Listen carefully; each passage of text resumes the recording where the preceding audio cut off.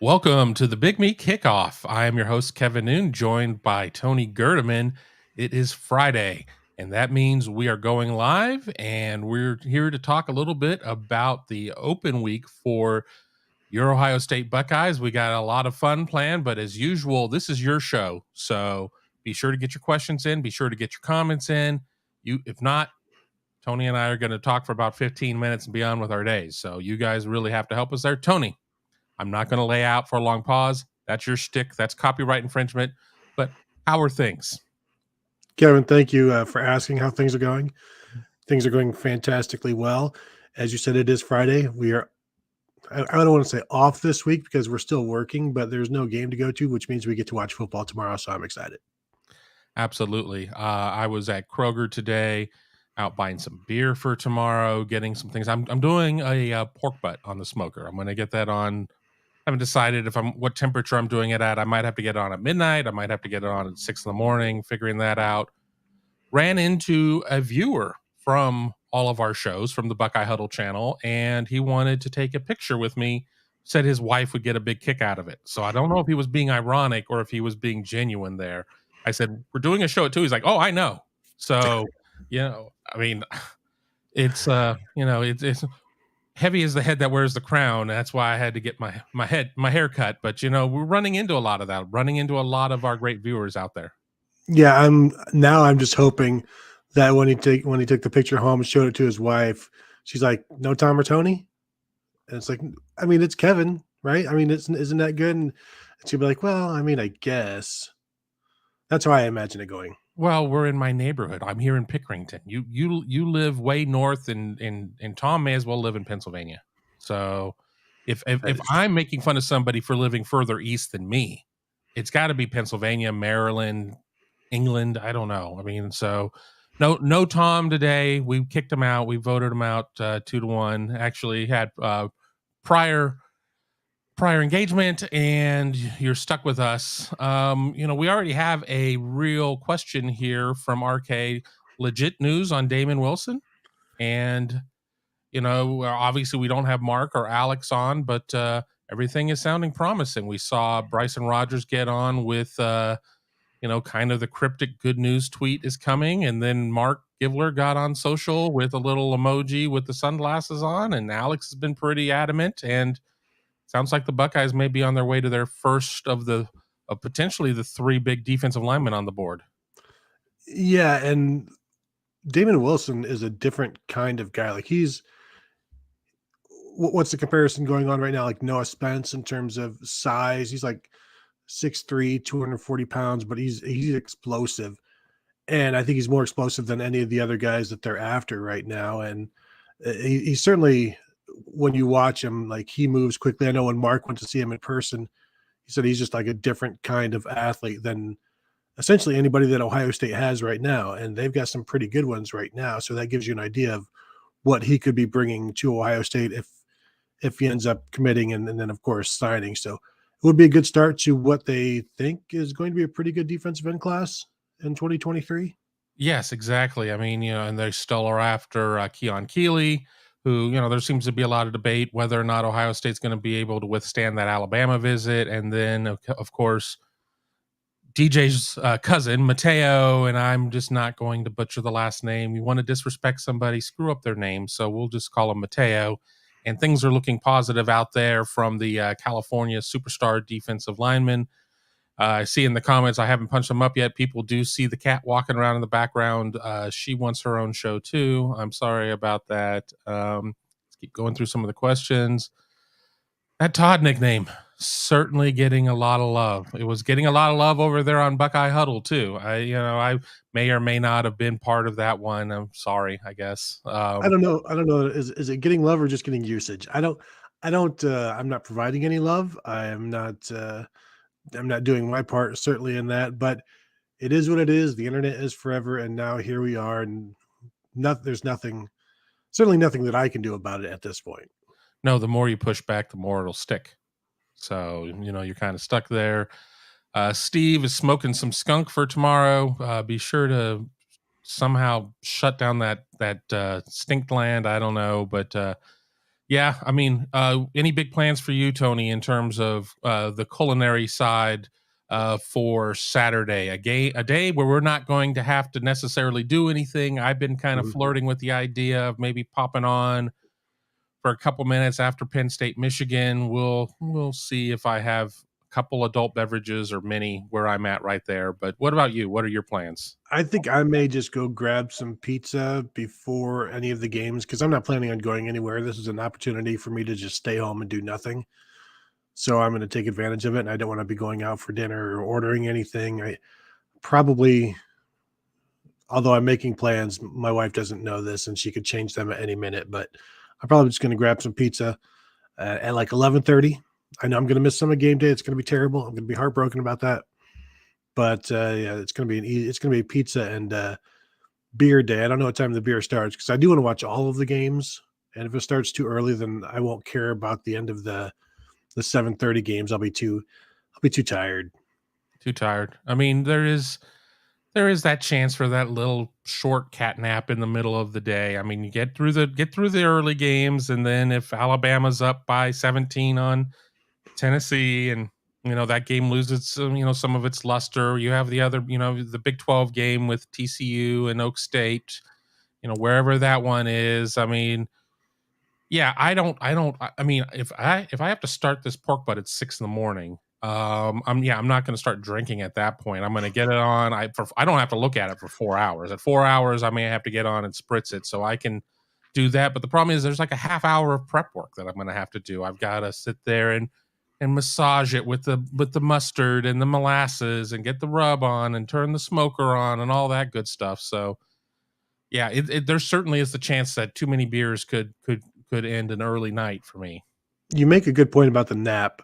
I I remember like two naps in my life that I just well three probably that I just could not get up from, like could not resist. And these weren't like these are just a chair nap, like a couch nap, and maybe another chair nap. But one of those was it was in the 90s.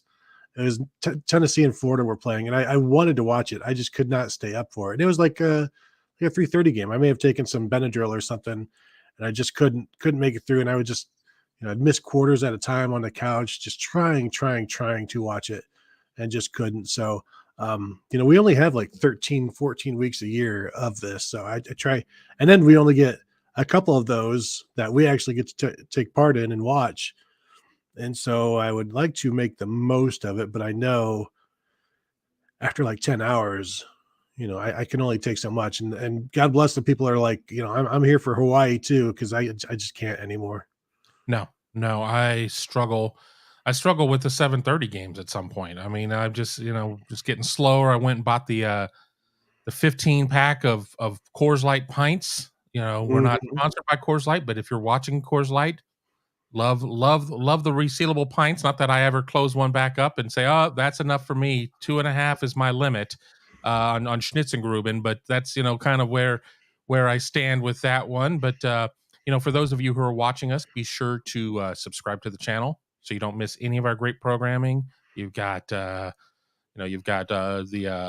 I don't even remember the names of all the damn shows. You got Buckeyes Tomorrow Morning, which is the Tom Orr show. You've got Buckeye Weekly Podcast, which is Tony's show. Of course, you have the Big Me Kickoff.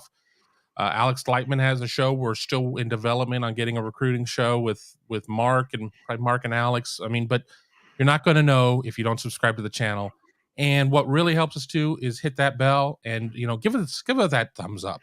Give us that thumbs up. On the count of three, everybody who's watching, and I know we only have 35 on the line right now. It's unannounced show where it's still early. We'll probably be way up higher in about an hour, but in 3 seconds, hit me that thumbs up there. 1, 2, 3, smash it. Hit that thumbs up for us. So thank you on there.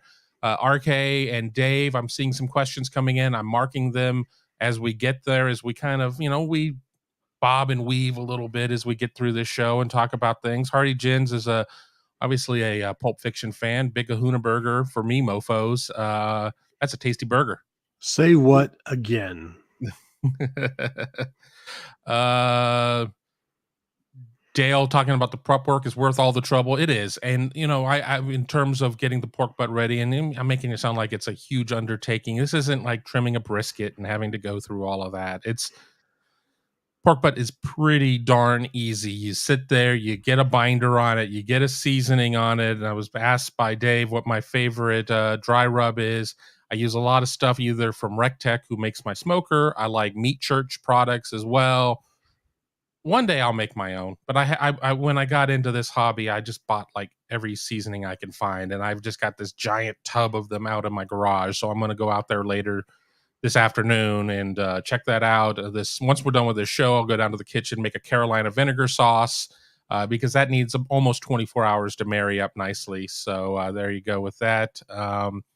We will get to some more of the smoking questions there, but we get people come in. It's like, I thought this was a football show. You guys are always talking about food. And then, of course, my favorite thing when I go in and I read the comments and somebody in not so many words is like, Noon, you're fat. Well, I like cooking, so never trust a skinny chef. That's all I got to say there. I mean, plus you got to make sure the food is good after you've made it, and make sure that it stays good, and then make sure that it's gone. You don't want to waste it, so you got to consume your own product. Right. Well, you got to taste it, and the thing is 10-pound pork butt. I mean, it's two of us here. I mean, we're going to be eating this for a while, and that's always been the big problem for me. You want to cook a 16-pound brisket. You go to Costco and you buy a 3-pack of ribs, 3 slabs. It's just like, never going to get through all this. And all of my friends have informed me I live in the middle of nowhere. So it's hard to get people to come over. And, if I'm not going to sit there and be that guy passing the collection bucket, but, meat's getting more expensive these days, folks. Steve saying, don't forget to do beer. Don't forget the beer. I'm going to have beer. I mean, certainly not cracking one open before 12. There are boundaries here. We're, this is America. I gotta be calm with that. But, I'm just checking through here. There's, let's get to some of the questions that we got here. RK with another one. Will Jordan Hancock play this year? Yeah, he's going to play. I think at this point they wanted to get him back practicing, and it sounds like that may be going on now. And then hopefully they will have him back for Iowa, I think is the current plan. Hoping to get a bunch of players back for that Iowa game, and then just go on from there and be healthy the rest of the year, ideally. But yeah, he's going to play this year. I think it was Day that said that there's maybe Day or Knowles talking about how there was a plan for. Day said he wanted Jordan Hancock he thought he would compete for the starting job before the season. And so it will still take him some time to get back and then maybe compete for a starting job after he's been back playing in games for a little while. But, the way that you remember, Kevin, the way they were talking about this guy, like he was the third corner, but it didn't sound like he was unable to be the first or second corner based on how he would eventually start playing. Like there was definitely some hype for him coming into the year.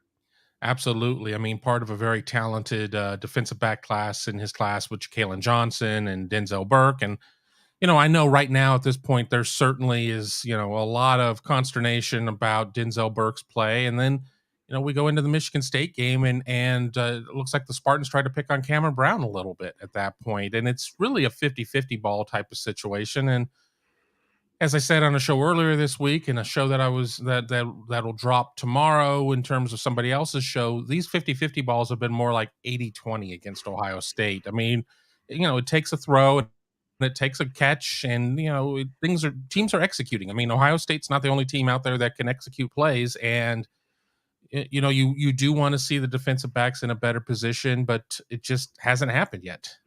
And I wrote about that today with both Ryan Day and Jim Knowles talking about what this week of practice was going to be, and they were going to be focused on those 50-50 balls. I almost called them the 80-20 balls.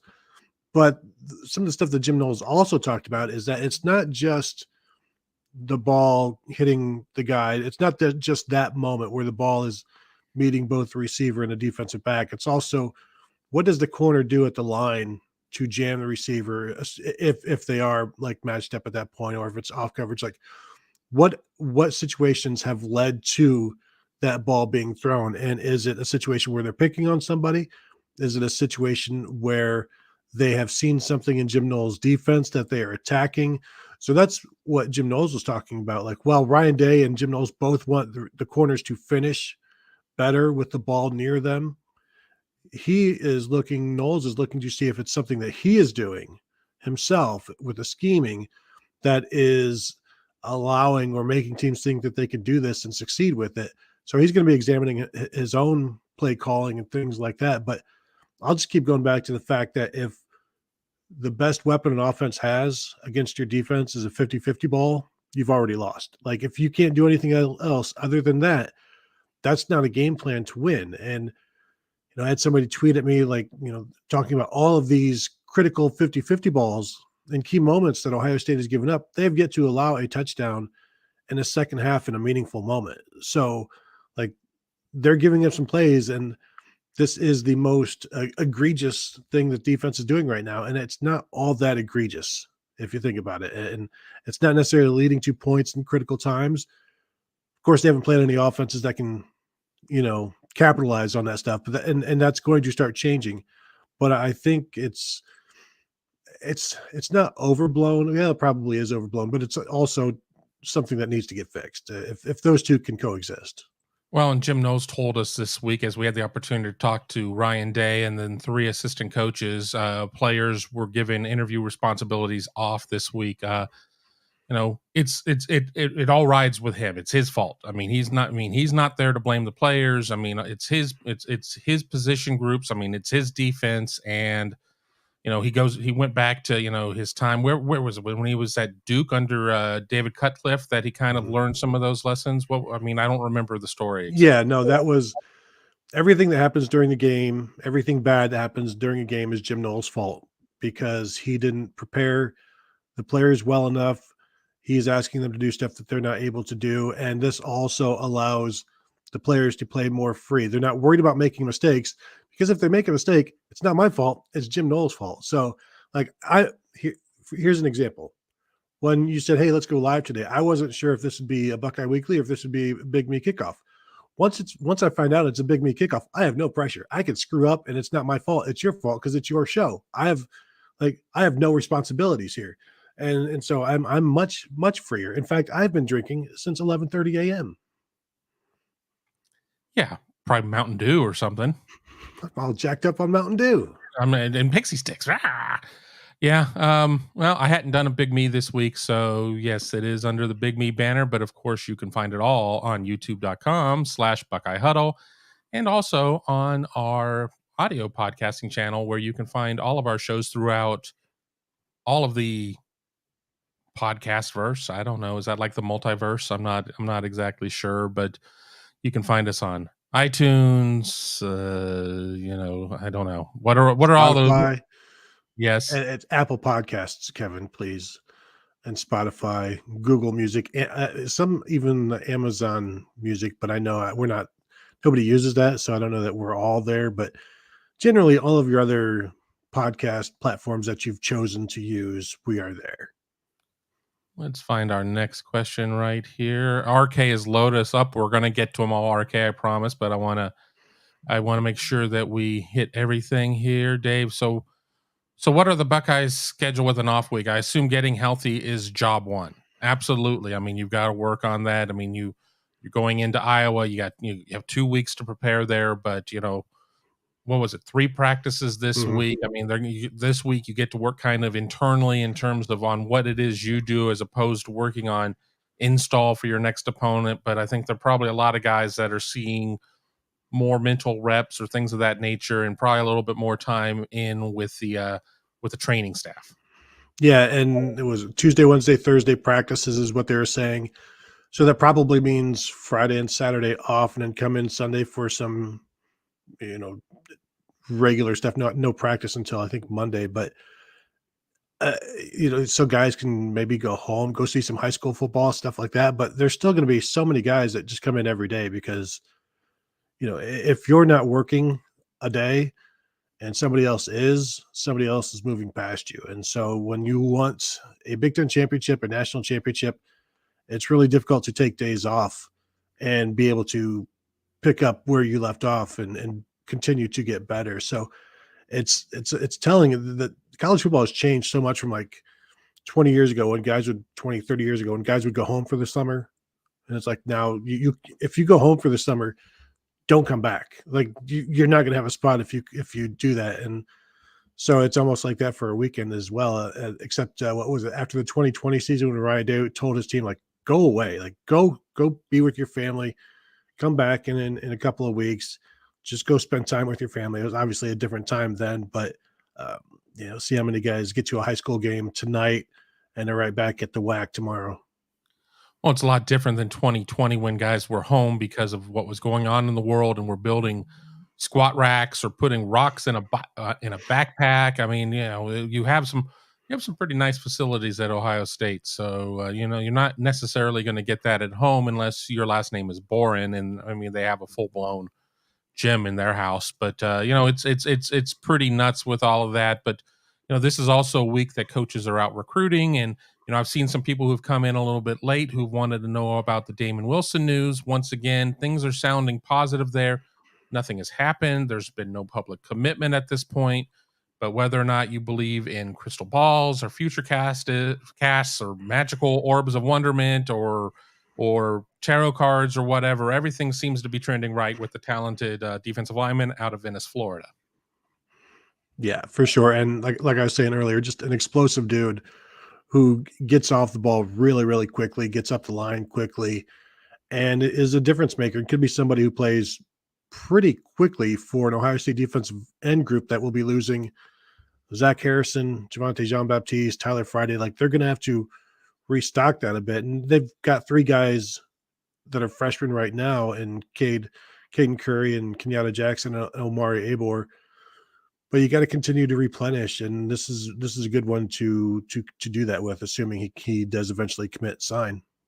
Right. So they're hopeful on three that are still out there running the table, going 3 for 3, maybe a little bit of a stretch goal, but certainly not out of the realm of possibility. Going 2 for 3, and that's huge. I mean, that would be huge. I mean, even really if they went 0 for 3, that would be the womp womp, sad trombone, and everything else. They're not going to go 0 for 3.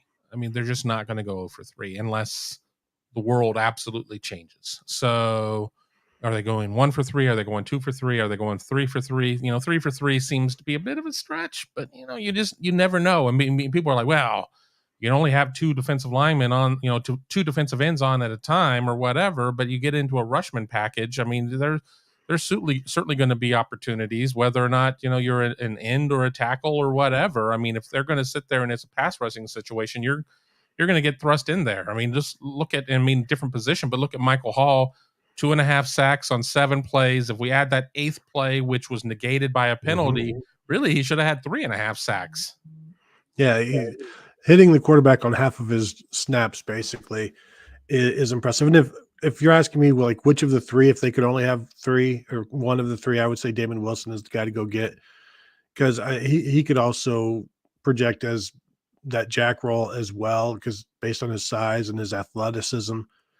And yeah, I'm with you. Like there's room for everybody. There's room for all 3, but we know like once you get that second one in, that third one is like, well, my playing time has just diminished. Even if you're still gonna play, it's like, well, I'd rather have 35 snaps than 25. And so now you go somewhere else where you can play 35, 45, because then the other college coaches get in the ear. They start negatively recruiting, like, well, you could play you so many more snaps at our place. You're very good and you can play there, but there's just not enough snaps for everybody to go around. Where here, we'll need you like 45 snaps a game. And then, imagine what that does for your NIL, and imagine what that does for your the NFL attention. So there's all of that that goes into it. And we see it all the time where, there will be this trio or 4 players that really like Ohio State. And then once the first 2 get in, the others start looking elsewhere, because if you're not the first or the second one,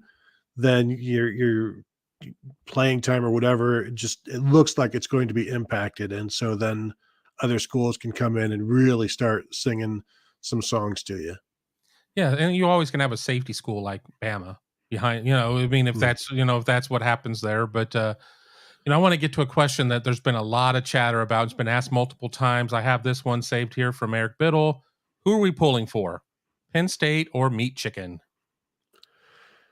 Well, I think you have to. And when I would write the tip sheet every year, it's always saying root for Michigan. But every time I write that, somebody would respond, "I can't root. You're an idiot asking me to root for Michigan." And so I know Buckeye fans won't root for Michigan. The vast majority of them won't. But it's a situation where Michigan, if they win this game against Penn State, they're likely to be 11-0. And if Ohio State beats Michigan at 11-0 Michigan, a top 4 Michigan, possibly a top 3 Michigan, who knows? That's going to be a tremendous win. That's going to be very good for the Buckeyes' resume and getting where they need to be in terms of whatever venue they want. And I don't know that Penn State runs the table if they beat Michigan. So I think you root for the team that is going to be the highest ranked, Thanksgiving weekend. And I think that's Michigan. Let me ask you 2 questions, and I ask everybody in our chat about this as well. Question number 1: if Michigan is 11-0 and Ohio State's 11-0 and Ohio State beats them, and there's already this perceived bias in grapevine about the SEC, does it really matter? And 2, I want to ask these together. And 2, do you want Michigan going into the game with as much to play for as Ohio State does? Or do you want a Michigan team that's already kind of stubbed its toe? And you can make the argument on the other side saying, well, ruining Ohio State's chances, and then getting into potentially a 3-way tiebreak and everything else, are still going to have stuff to play there for. But do you want them having the same stakes that Ohio State does in that game? Or do you want a team that's, if they're not already playing out the string, it's going to take some help to get them there? No, those are 2 very good points. I would say if you know you're going to win, yes, you want Michigan to be at 11-0 because that hurts Michigan.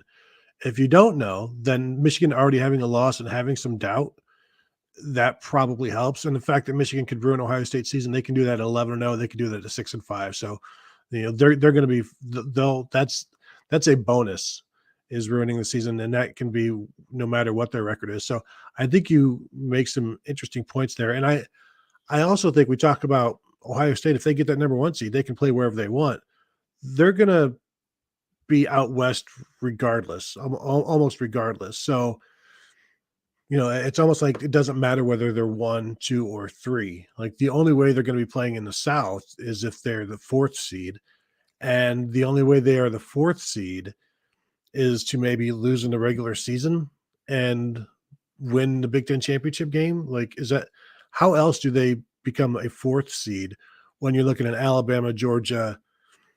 But what if what if Ohio State's the 1 and the 4 is USC?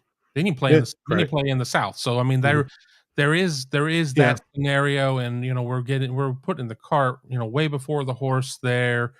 USC's look good so far. They're going to get to play Utah this week in a game that I'm really interested in, even though Utah's looked a little bit more mortal than maybe what it was last season. But is SC really as good as all the pundits are saying that it is? Or, again, I'm kind of waiting for the Alex Grinch defense to arrive and be like, all right, well, we're okay. We'll just do whatever we want. And just, and it turns into one of those 38-35 shootouts. How does USC get to be number 4 with Ohio State being number 1? Does it require a weird split in the SEC, probably. And does a 1-loss team move ahead of an undefeated USC? Well, I guess it depends on what your opinion of the Pac-12 is. If you look at the Pac-12 and you're like, well, Oregon is up even with its early season loss, and Washington's up, and Utah isn't half bad, and UCLA is undefeated at this point of the season. If we see some value in the Pac-12 and you win the Pac-12, it might be hard to sit there and say, well, we're going to drop you to 4. And, if you're a skeptic like I am, I just, I could see them really trying to keep 2 SEC teams from playing each other in a national semifinal game, especially if it's a rematch of the SEC championship game. So, I mean, is there going to be a team that's going to come out of the SEC West that doesn't go to Atlanta that is strong enough that has a better resume than the team that comes out of the East, Georgia? And do you have a situation there? So, I mean, I think that Ohio State being a 1 and whether it's, a Pac-12 champion or a Big 12 champion being a 4 is probably a little bit of a stretch, but stranger things have happened. We also saw in 2014, a team move up a couple of spots after hanging a 59 burger on Wisconsin. Yeah, maybe we see Georgia and Tennessee could make it, the loser being their only loss being to the SEC champion. And is that really a huge, terrible loss? Assuming like the winner of that game also beats Alabama and in the SEC championship game. And if it's Tennessee, they beat Alabama twice. I mean, that's there's so much yet to happen. And I'm just, you tried to talk through these scenarios. And you're like, but then this would have to happen, which would make this have to happen. And it's just Ohio State being 1 could happen for sure. I feel like they're just going to end up out west no matter what happens. Well, of course, because that is going to be the most expensive path for fans and for media and everybody else. But for anybody who's not gone out and seen a game out at University of Phoenix, whatever it's called now, stadium out there in Glendale, Arizona, it is a fun trip. I'm sure there are going to be a lot of people that are going to hold back and say, I'm putting all my chips in on LA and SoFi. And, I get it. I mean, I go back to when I was a college student or shortly out of college, and the idea of traveling to all that stuff was foreign. It was more foreign than some of Elon Musk's space exploration thoughts. I had, nobody does that. I can't afford to get a jar of mayonnaise. I mean, how the hell is anybody going to do that? So, but traveling with Ohio State, and I use that term loosely. We're not on the plane. We're not eating with them or anything. But traveling with Ohio State is a lot of fun. You certainly meet a lot of fun fans out there, and whatever Ohio State's postseason plans are, we'll be there with Buckeye Huddle. So be sure to keep it locked in at BuckeyeHuddle.com. If you're not a member, be sure to read the scroll down below. I mean, just a fantastic site. We got a great collaboration of writers and analysts. Tom, Tony, myself, we all cover the team directly. I mean, we're coming to the merging of seasons. Basketball is only a couple of weeks away with a November 1 opener against Chaminade, I believe. And then, we have Mark Givler and Alex Gleitman covering recruiting. We've got a great team of analysts with Ross Fulton, Justin Whitlatch, Devin Ratcliffe. And then we've even brought on somebody else with Derek Webb, who's helping us with some team coverage as well. So Buckeye Huddle, all for the price of just, a trashy pizza a month. Come out for a month. Just give us a month. Let us win you over. I'm sure you'll like it. So get in the huddle, get in the know. Don't miss a single thing at BuckeyeHuddle.com.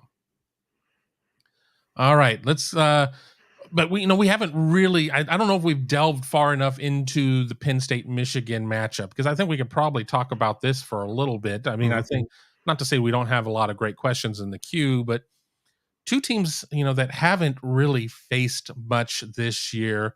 I wouldn't call them like similar teams in terms of everything that they do, but it seems to be two teams that are driven by their star running back. Blake Corum is proven a lot at this point. I think that Nick Singleton is probably a little bit more on speculation. We've seen some good games there. Sean Clifford is the crafty old veteran at quarterback, and a lot of people are clamoring for the young guy in Drew Allar, whereas Michigan, it's a little bit backwards, and they've got the young guy out there. But just how good is J.J. McCarthy? And, and let's just stop with that offenses, as we're talking offenses there. I mean, who has an advantage offensively, in your opinion, in this game? Because, I think I went into the season really believing that Penn State had just some dudes at receiver with, Parker Washington, with the Western Kentucky transfer, Mitchell Tinsley, and it just hasn't come to pass. And then, Michigan has its dudes. And honestly, I couldn't pick out Cornelius Johnson in a crowd of two. I mean, I don't know why their receivers don't jump off the page to me. Well, I think with Michigan's receivers, it's odd because One game they could have, 5 catches for 80 yards, and the next game they have 1 catch for 6 yards. Like, anybody can be that guy, and except for their tight end Luke Schoonmaker, who is like JJ McCarthy's security blanket at this point. And I don't know if it's just a product of the offense, a product of not throwing the ball all that much, but their receivers all have potential. Cornelius Johnson is just a guy. He's, I could compare him to somebody like, Austin Mack, who will make plays, but isn't going to be the guy that we have to lock him down. If we shut him down, then they can't do anything. Like, he's going to be a guy running routes and a bigger body guy that can move the chains. Ronnie Bell is very good, but JJ McCarthy hasn't been accurate downfield yet. So a lot of these downfield routes almost are a waste of time because he's more accurate short yardage stuff right now. That may change, but Penn State's defensive backs are good. Jair Brown at safety and Joey Porter Jr. is one of the best corners in the nation. So I'm looking forward to seeing that matchup, seeing what he can do. I would probably put the over-under on like 6.5 catches for Luke Schoonmaker in this one. And this is going to be the first test, I think, for Michigan's defense. And I've been expecting more from that Penn State receiving group, and it's not been there, but they've been able to get some big plays from Nick Singleton in the running game. And, will that continue? Because I've seen some ability to run the ball in Michigan in spurts. Nobody's really been able to do it in a sustained way. And Penn State hasn't really been able to run on teams in a sustained way since Saquon Barkley or, the guy they had after him. But I think this is going to be a close one. I don't think it's going to be super high scoring, something like 28-24, something in that range. And I think that's actually over, because I think the over is like 50.5 or 51. And I do think Michigan wins by a score, but I think it's a fourth quarter game. I know Tom disagrees with me on that one, but I'm taking Michigan, but I think they could be in trouble. And if they're not, and they can win convincingly, then this will be the best game for them. And then that'll tell me more about them, because shutting down Iowa or whatever means nothing to me. And scoring 24 or 27 on Iowa really means nothing to me, because it's just a long con. It's just like you're just wearing out Iowa's defense because they have no hope, no offense. So they eventually just get worn down. This is going to be some heavyweight shots from both teams in this one, and we'll see what Michigan does to stay standing. My question is, all right, we've seen they don't have Hassan Haskins anymore, and he brutalized Ohio State last season. Blake Corum is the guy who carries the mail for them. Certainly was among the finalists for the September Heisman. They rely on him a lot, and he certainly has gotten dinged up along the way. Donovan Edwards has missed some time this year, and they've proven that they have zero depth behind there. I mean, do you think Blake Corum's going to be somebody, if they ride him the way that they've been riding him, is going to make it to game 12 this season at that rate? He might make it to game 12, but will have missed games 8 through 10, something like that, where, he can't continue on the 30 carries, 29 carries. So his last 3 games, 30, 29, and 25. And the last 2 weeks, he's been under 5 yards a carry, which isn't good. And that's the last week was against Indiana. Now, I will say last week's game against Indiana had the Mike Hart situation. So you can excuse a guy, a running back, certainly, for not being at his best in that game once he sees that happen to his position coach.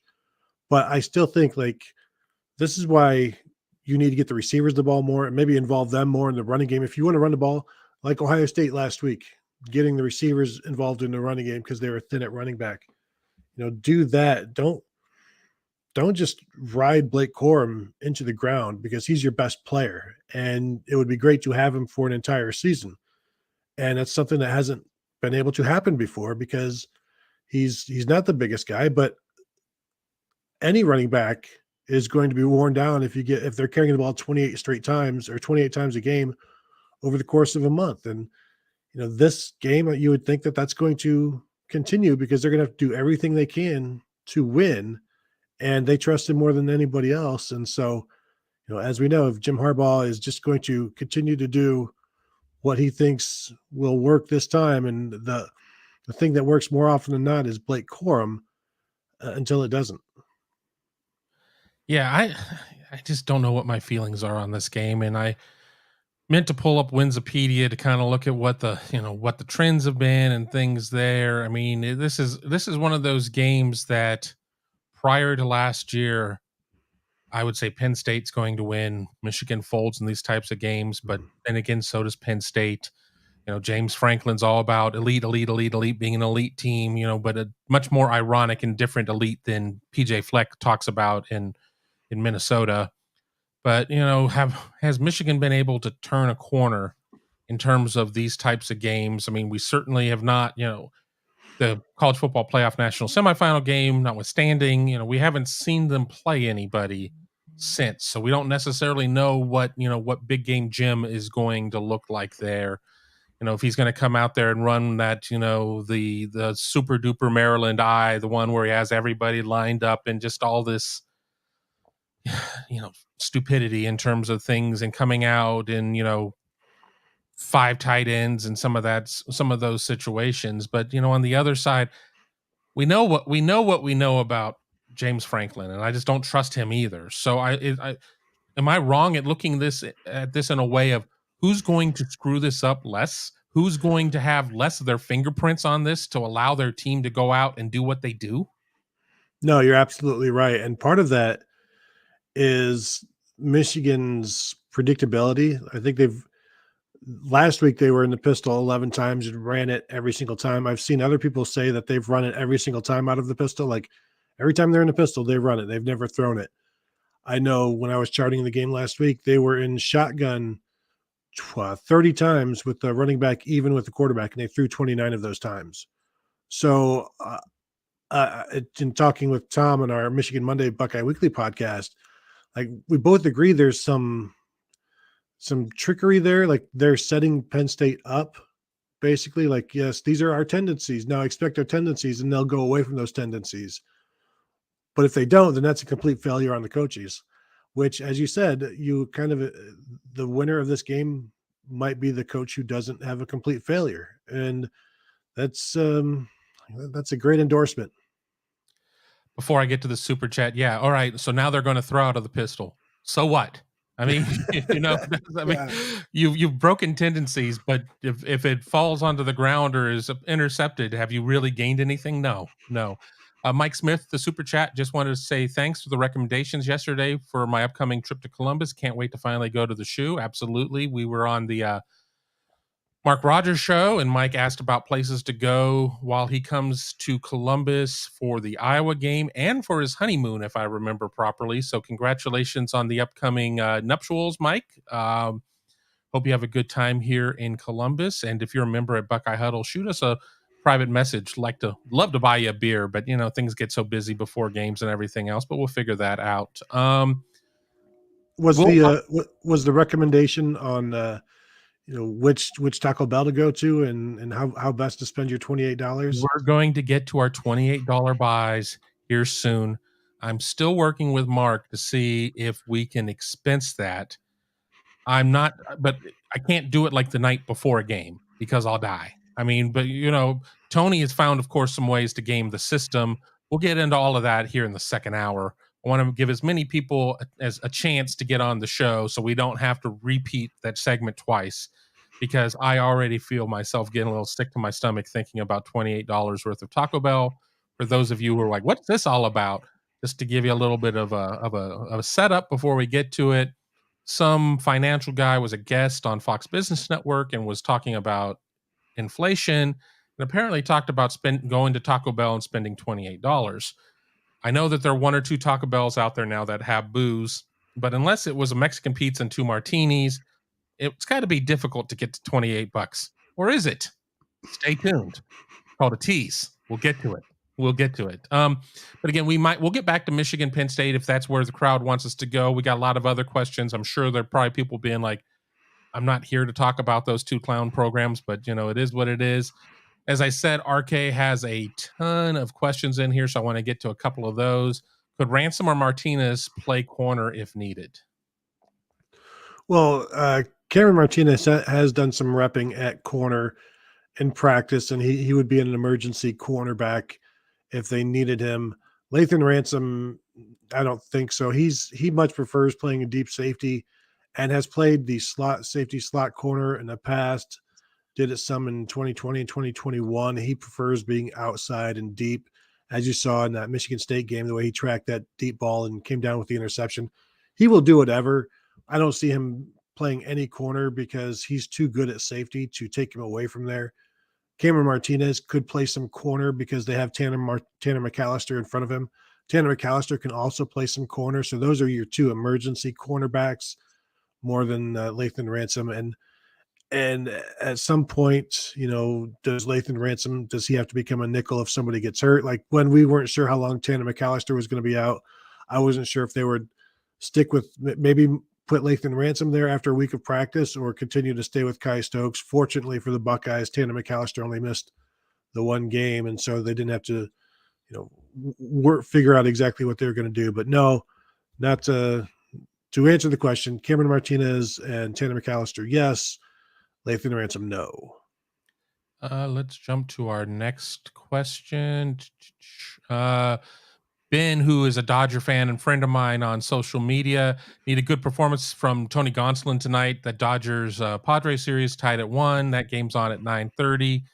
Not really that interested in the NC2A football games tonight. I don't even remember what they were. I looked at them and was like, ugh.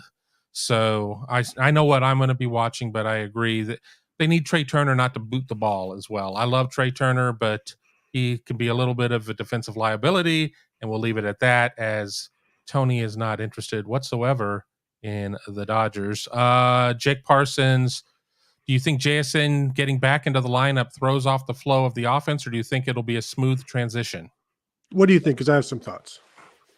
I think it's a smooth transition because okay, they're going to be less passes to kind of go around. Emeka Ibuka is probably still going to see plenty of throws going his way, but JSN kind of comes in and becomes the guy at that point. I think you still sit there, and Marvin Harrison Jr. has a different skill set. I think that Julian Fleming has a different skill set. It's going to be I think you're going to have to find different ways to keep Ibuka involved. And I think it's also going to be an opportunity to kind of roll guys through a little bit more, but I don't see it being any sort of a I don't know if I want to say a hindrance or anything, but I don't think that I see an issue there. I mean, it's going to take a minute to get back on the same page in terms of chemistry, but Ryan Day certainly did talk about having all of these Jackson plays, and I'm certain that they've worked on a lot of these Jackson plays in the past. So it won't be an immediate, just like, oh, it's like we never missed a beat. But I don't think they're going to miss 3 beats along the way. I think there's some concern about forcing the ball to him, especially if he's being double covered or bracketed. And we saw him when he came back from injury against Notre Dame. They threw to him pretty quickly, and it was like a 4-yard loss or something like that. And I think there is some concern about forcing it to him, but that only lasts so long. And then boom, you pick up, kind of where you left off, and everybody's doing fine. So I don't know that there's going to be any, growing pains or anything like that. I think the concern is forcing him the ball, trying to get him involved, and not just letting it happen organically. And maybe they've learned their lessons from earlier attempts this season that didn't go well. And so maybe they'll be like, you know what, we'll draw up stuff, but we have to understand that they're going to be expecting us to draw stuff up for him. And so you have to be able to go to number 2 and not just try to force it into number 1 on the read. And that's going to be up to CJ Stroud to make this a smooth transition, I think. And those have to really, really reiterate, like, we don't need to force it. We've got other guys. You've got other guys to throw to. Let it happen, and it will eventually. I think my biggest concern would be, I think that if I don't have the numbers in front of me, I think that their run pass ratio is 55-45 run to pass, if I remember right. They can't fall too far in love with the pass when JSN comes back. They have to stay at like this 55-45, 60-40. they can't become 55-45 in the other direction just because they have them there, whether or not it's making up for lost time and forgetting that they can run the ball. I mean, certainly, we've seen both running backs deal with some injuries along the way, but don't forget what got you here to this point, and that's by having a much more balanced offense than they've had. And I think we look back at the 21 season and people kind of go, oh, that, I think that was like, 60-40 pass. No, it really was 50-50. It was about 50-50 if I remember right. But being a couple points up on the run side, I think is really what has balanced everything out. And since you don't have a quarterback who's going to run the ball, you have to sit there and call those designed runs for your running backs, because if you're going to grow old if you're going to be waiting for CJ Stroud to get out there and run it. That's just not going to happen. Sorry, No, scratching my ear there for a second. These headphones are a little tight. oh. I know. We had a good question just come in here. Cheryl, why isn't Henderson getting passes out of the backfield? Yeah, and he was one of the guys last year that they really got the ball to. Let me see here. He caught 27 passes last year, which was fourth on the team, and that's without being a focal point of the offense until after the first couple of games. And this year, they came out and threw to him right away last week, and it was like a loss of whatever. But he's only got it's loss of 2. That was his first catch this year. 1 catch, loss of 2. I don't know, other than the fact that they've got other guys and they like those guys, but they had other guys last year. Maybe it's a Cade Stover thing where, last year Ruckert wasn't necessarily the target that Cade Stover is. This isn't necessarily what they need to do right now. I think they're running the ball better. So maybe that's maybe the key, is that they view these throws to the running backs and these throws out wide as part of the running game. And last year they needed that to enhance the running game. This year, the running game is good enough the way it is a little bit. Like, they don't need to stretch things out wide, throwing the ball into the flats to help the running game, because the running game is existing pretty well as it is. So I think maybe that's the key. And also Travion has been banged up a little, so you're trying to maybe go easy there as well. I think all of those things, I think maybe they could be holding some stuff back, but I think that the injury is certainly a case. I think that the running game being more successful is the case. And I think that on the top level, the easiest answer there is, well, who you're going to throw it to less. I mean, the things are not bogging down. I mean, it has not been necessary. So I'm willing to bet that they just didn't rip up all of the plays that were, throwing little swings to Henderson and things of that nature. They all exist. It just hasn't necessarily been needed or worked within the game plan. I mean, I think it's going to be a matter of what your opponents are trying to do to you. I mean, do you have to sit there and get cute against Iowa, or can Ohio State come out there and just say, we are who we are and we're going to do what we do? And, I think that's what Ohio State's going to be able to do against Iowa, not to get too far ahead of ourselves and scoop all of our programming for next week by, talking too much about Iowa at this juncture. But I think that it's a combination of things, and that's without really talking to anybody. They're just kind of thinking it through. Yep, no, I'm with you. Let's jump back to the questions here. JJ, what if Michigan wins tomorrow? Penn State beats Ohio State and Ohio State beats Michigan. Is the winner still Penn State for the East? And, I don't have the tiebreakers in front of me. I mean, there are certain tiebreaks that are there for 3 teams versus 2 teams. I mean, and you limit it down to get it to, to get it to 2, to have the head-to-head. And I'll have to get back to you on that one. I saw that when I put that in the queue, and I'm like, I'm not going to have a chance to look that up before we get to it. I'm filibustering in case Tony's looking for it. I am looking it up, and there's always a bunch of minutia that you have to read first to get to the 3-team thing. And there's a lot of 2 and then apostrophe, or the A in parentheses, and then it's broken down by Roman numerals. And Let's see. The records of the 3 or more tied teams will be compared based on winning percentage against the next highest placed teams in their division in order of finish.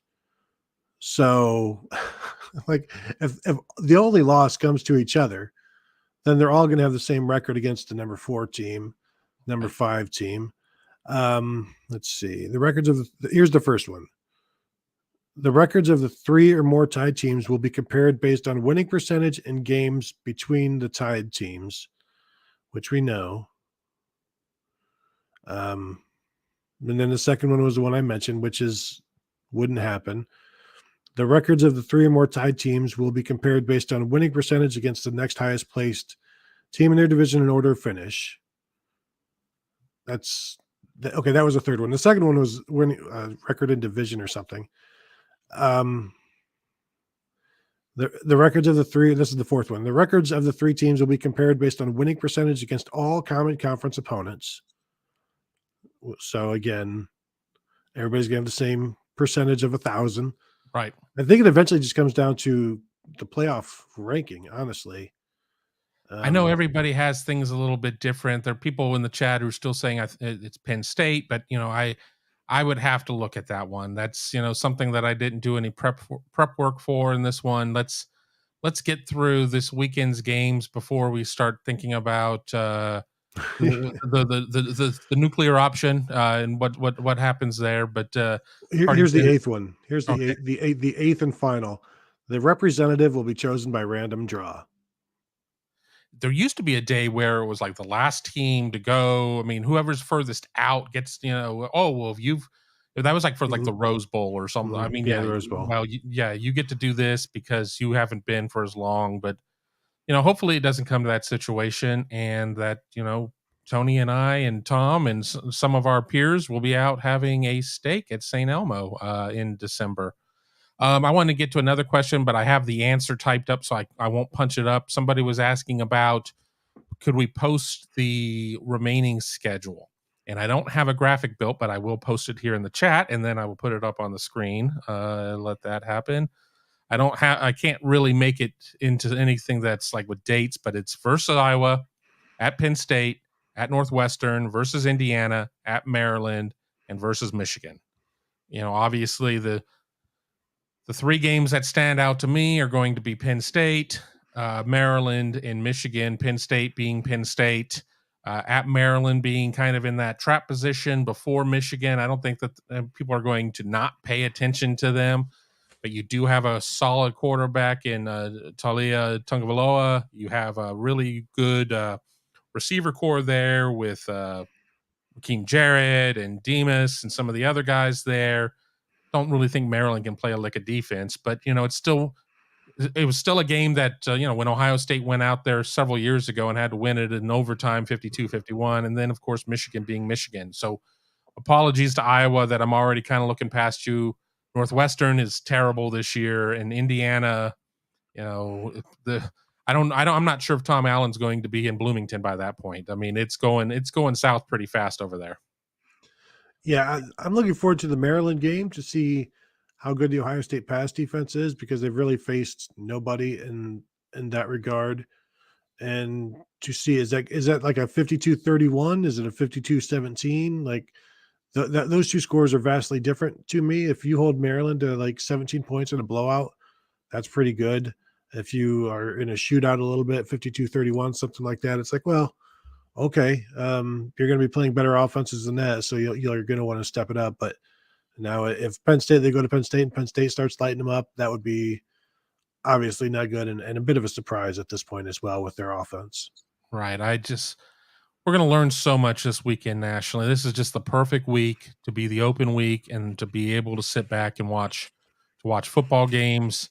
I could sit there and say, well, what game is everybody most excited about? And I think that anybody that is a old school Big Ten fan is going to care about that Ohio or that Penn State Michigan game, just because of its, conference ramifications and kind of, a chance to scout 2 of the 6 remaining opponents at that point. But, you have Tennessee, Alabama, you got USC, Utah. I mean, you got the big game in the Big 12 with TCU and Oak State. I mean, even some of the lesser games are still very exciting. I know we're going to have Auburn, Ole Miss on. My wife went to Ole Miss, and she's already like, "Well, where are you going to be watching the Alabama game?" Because that I'm like, "Well, we're going to have to move a second TV." And I think our compromise is, I think DirecTV does some sort of picture situation, so we'll figure something out. I've never been allowed to put a TV down in the living room, as an additional TV, and I don't think it's going to happen here. But as we come up here on the top of our second hour, I want to welcome everybody here to the Big Me Kickoff. I'm your host, Kevin Noon, joined by Tony Gerdeman, and we are, of course,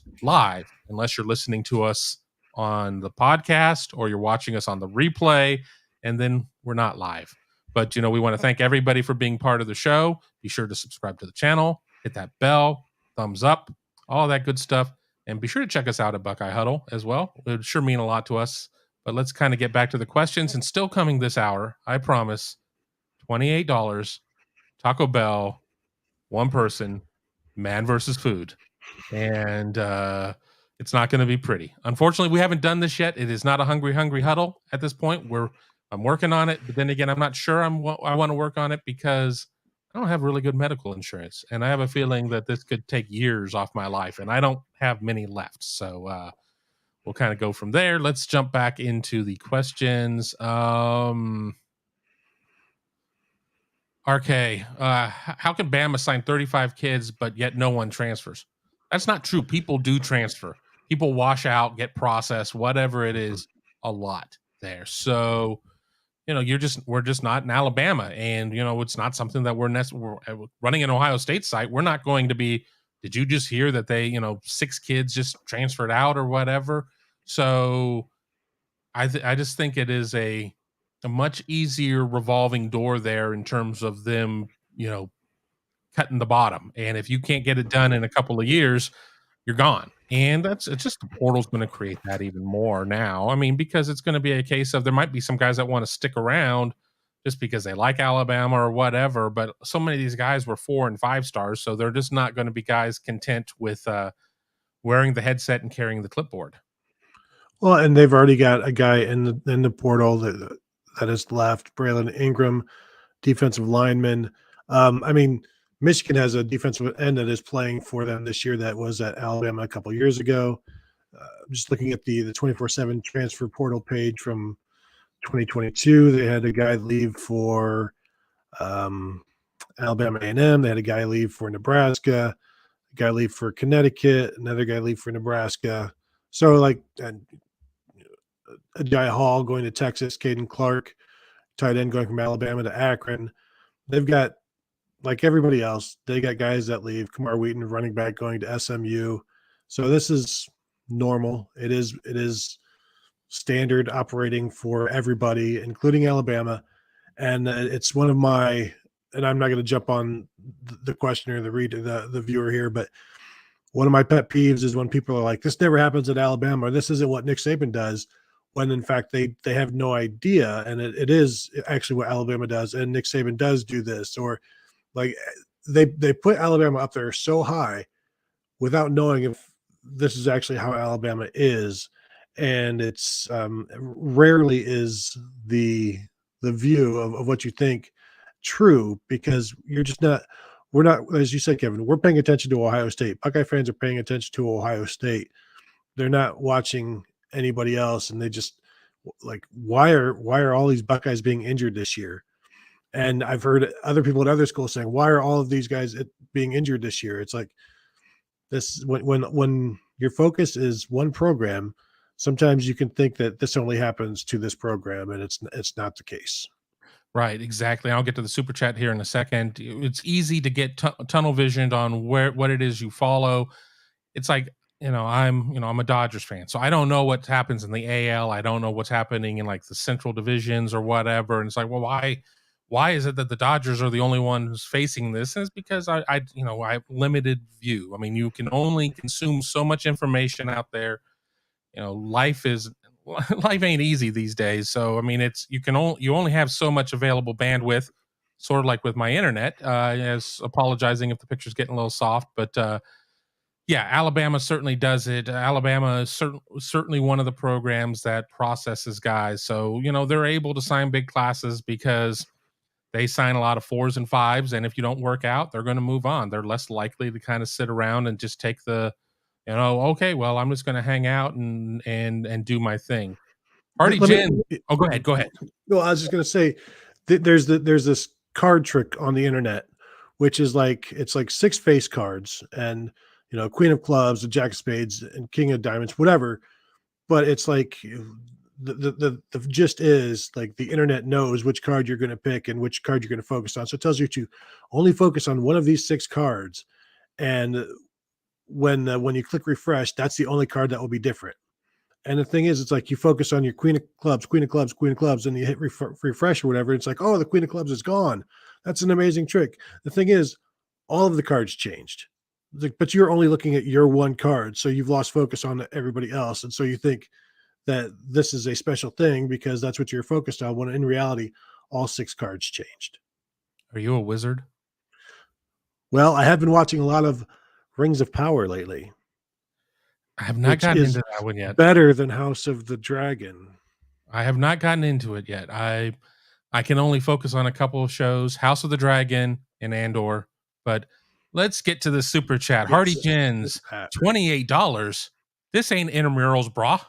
So, thank you, Hardy, for trying to make to pick up the tab for the entire thing. We'll make Tom run the camera or something like that. We will here at 3:30 or thereabouts is when we will 90 minutes into this show, we will get to our Taco Bell discussion, because I have a feeling at that point it will all devolve beyond there. There'll be no coming back. Just like my stomach. Yeah. What I think we should do, since Tom isn't here, it's like you and I can do the $28. He does the $49.99. Well, the 3 of us coming back from Michigan State, we did stop at a Taco Bell, and you 2 ordered combos, and I wasn't really all that hungry, and I just ordered like a bag of burritos, and then they didn't put one of my burritos in the bag. I think was that like 36 or something like that. Mm-hmm. So, that was a lot of food, but we weren't being strategic in our ordering to hit a certain number, and you'll have to stick and find out. Again, is for those who are not here right off the top of the show, I'm not going to say that Tony was bending the rules or cheating, but he was gaming the system a little bit. He was going with some customization using the app. I'd like to think that my approach is much more pure, like, wind-driven snow. I just was ordering nothing custom, just ordering right off the menu, off the rack, if you will. But we will get to that here in 23 minutes. Pure at Taco Bell. Pure Taco Bell. I know. I was hard to say it with a straight face. Ben Higgins. What are the odds that JSN ultimately shuts it down a la Nick Bosa? How about if he comes back and has a setback in the first game again? Yeah, I don't think he's shutting it down, but if there's another setback, then you've got to look at it. I think he's going to try to come back. And as I've said throughout all of these shows, he needs to be on the field to show what he is as a draft prospect, because he's 6'0", 100 nothing. He's basically Rudy in that regard. He's not the biggest guy. Nobody knows really what he's going to run. And I think people were surprised by how fast Garrett Wilson was last year. They know he can run routes, but I still think he has some things to prove. And to have to blow up one season out of the slot, that's great, but you still have to have these measurables that the NFL wants. If you want to be I don't ever see him as a top 5 pick. Like Garrett Wilson and Chris Olave couldn't get into the top 5. They were 10 and 11, and Jameson Williams was 12. I've always thought that was kind of high with some of the projections. But if you want to be in that top 15, you've got to get back out there, I think, because I don't know that he's going to blow everybody away with the combine or whatever like that. And, if he's already shutting things down, is he even going to be running at a combine? And, the way I view it is Nick Bosa was a generational type of defensive end player. Not a lot of generational receivers. And we've seen some great receivers come out through the years and go on and have fantastic success. But it's not like that there's okay, well, you're just cutting dry above everybody else at your position. And, there's debate before Jackson Smith and Jigba even got hurt that if he was even a top 2 or top 3 receiver nationally going into this season, despite the numbers he put up, despite the Rose Bowl. So I don't see him being counseled with advice of, oh, well, you just need to shut it down. Now, if he gets hurt again, there's a decision could be made for him if it's hamstrings are difficult and everything else. But they've held him out for a while. I mean, it would be really easy to say, deuces, I'm out of here. I'm just going to focus on me, and that's not the case. I mean, so I don't see that being a likely scenario, but sometimes we can have all the plans we want in the world, and then fate intervenes. So we'll just have to kind of wait and see. I'm just looking here, trying to do some quick math.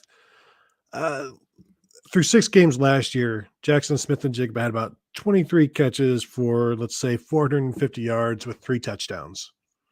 All right, so 23, 450, and 3 touchdowns. Right now, this year, playing that same spot, essentially, Emeka Egbuka has 12 more catches, 200 more yards, and 3 more touchdowns, twice as many touchdowns.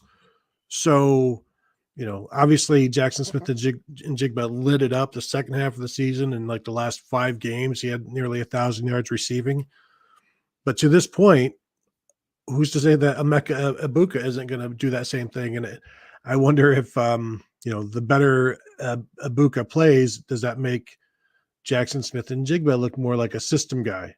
And I'm not saying that he is, because, I still remember Garrett Wilson, when I asked him before the 2021 season, how's the slot receiver position going to be? And he's like, it's going to be fantastic. Jackson Smith and Jigba is the best I've ever seen. So, there's plenty to like there. I just think he needs to get back out on the field to really solidify things. And yeah, he'd probably still be a first rounder if he never plays college football again, but that's not who he is. And I don't think that's what he wants to do. Yeah. I mean, certainly the goal is to get back out there. I mean, I think that his return after the initial injury against Notre Dame, I think he probably was pushing too hard to get back in some ways. It just wasn't all right there. So, all right, well, now I'm going to listen to you guys. I'm going to listen to the training staff and everything else and make sure we do this, the right way. And I think that it's going to be a situation too, where if he comes back, you expect to see, I mean, everybody's like, well, he needs to be back for Penn State. He needs to be back for Penn State. Well, I think that even the first game or 3 that, you have them on a definite pitch count. You cannot sit there and say, okay, no restrictions, just go out there and go do what it is that you do. And, you're going to have to sit there, and after the first game he plays, you're going to have to kind of hold your breath about how he's going to feel on Sunday and how he's going to feel on Tuesday, because, that's all part of it as well. Yeah, you get him out there as quickly as possible in terms of Iowa, and just build him up, gradually until, he's comfortable. And again, you're not forcing things to him, because I don't think that's going to go super well. Here we go with Phil Steele's Vegas power ratings have Ohio State currently minus 12 against, Ohio State's a 12-point favorite against Michigan. Is that right? Is that, too many, too few? I mean, with the game being in Columbus, we can't necessarily be, it's not an apples to apples. I mean, what's a home field worth? 3-4 points in college?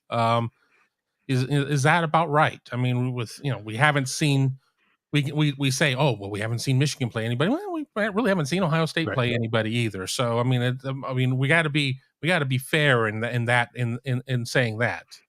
Yeah, I think that's a good number for now, because I think it could go more if Ohio State continues to play well against actual teams and shows like, okay, they're 4 touchdowns better than everybody in the Big Ten. So, does it eventually become like a 16 or 17 point line, maybe? Or if they beat Penn State like 23-17, does that now become a 9-point line, something like that, where you're looking one way or the other. You're looking for evidence that they're not as good as they've shown, or no, this is actually how good they are. And right now, if they are this good, this is what they should be doing to teams. But you're still looking for a little bit more proof. Like, you're looking for the crack in the glass, basically. Like, okay, there's the imperfection.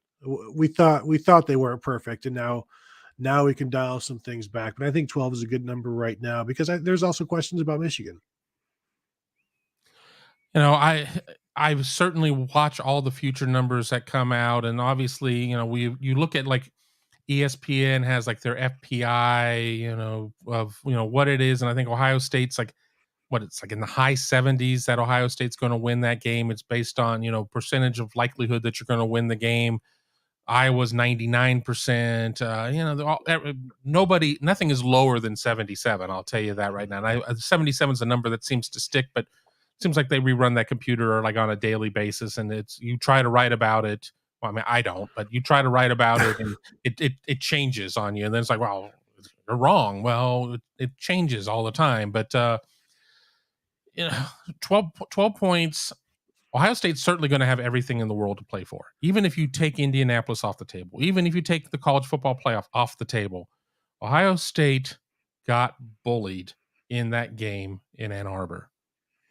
Sorry, that's just the truth. They got bullied in that game. Ohio State had this high-flying offense, averaged 48.5 points last year. Didn't really have an answer. I'm not going to sit there and be, oh, well, the snow took them out of their rhythm. Okay, sure. It was not an ideal set of conditions, but it wasn't the Snow Bowl by any stretch. So Ohio State is going to come out there, and they have so many players that played in that game that don't like the taste that was left in their mouths after there. Certainly didn't like to hear Jim Harbaugh popping off on their head coach. Certainly didn't like to hear how Ohio State has become this finesse Pac-12 type of team. So 12 is all well and good, but if, I could see, I'm not saying that I'm 100% calling my shot. Ohio State, is going to win by 14, 17, 21, but this is going to be one of those games. Ryan Day talks about, respecting the game. Do you think Ryan Day respects the game and calls off the dogs on Michigan if given the opportunity?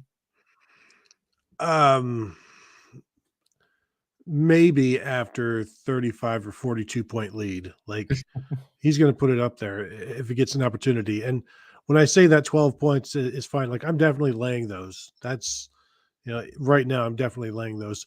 And the talk of Ohio State being soft, we talked with Luke Whippler last week. He said he still thinks about the Heisman ceremony and Desmond Howard's words every single day about the offensive line at Ohio State. So these guys remember, and it's like maybe Desmond is writing some checks that Michigan's going to have to cash here. Wouldn't that be something? And if he keeps just laughing and not talking on College Game Day, I mean, I might have to replace him because he's difficult to watch. And I'm not going to put. These are my comments. This doesn't reflect the opinions or of Tony Gerdeman or Buckeye Huddle. Just Kevin Noon, and he's become increasingly more difficult to watch. But so is that show. That show certainly has just become a chuckle fest. Yeah. I want to mention LJT, Tony the Floating Head. I do have, Kevin, I don't know if you want this. I have a green hoodie that I could go put on and just be a floating head, perhaps. You do that on your show. You don't do that on my show. We wear caps and collars at this level. Sorry. Well, I don't. I'm not wearing either, but do as I say, not as I do. Yeah. We've gotten through a couple. One of our questions still in the queue is about Taco Bell, so I'm going to hold on that one. RK, in rewatch, is JT being held on every down, or does it just look like that on TV? Yes. Certainly there was something asked on Tuesday, and nobody was going to get themselves fined by the league or whatever. But I think that there are some people that believe that, and there's a lot of holding in football, period. And certainly in Big Ten football. And, Wisconsin is a team that always holds and never gets called for it. But JT has been dragged down more than a few times without any flags being thrown out there. Speaking of Wisconsin, I wonder if Logan Brown got kicked out off the team because he got caught holding. Like you can't get flagged for it in Wisconsin, and he did, and maybe he's gone. And he's a guy, not to go off on a tangent, Buckeye fans have been talking about Logan Brown, the 5-star Wisconsin guy that is now in the portal. Would Ohio State go after him? I don't see that happening because they generally don't go after guys who get kicked off the team.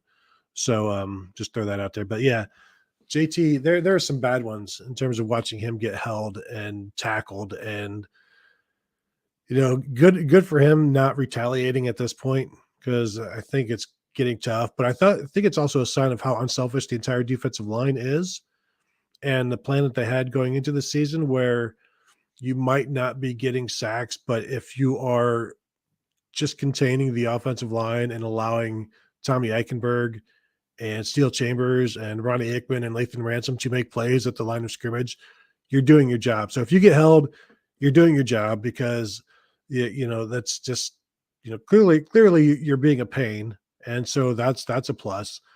And if it's not getting called, I would bet that Ohio State has sent some stuff to the Big Ten about the holding at this point. I wonder if that's something Urban would say, like, they do that all the time in terms of, like, every week they look for stuff to send. I think you certainly do that during a bye week as well.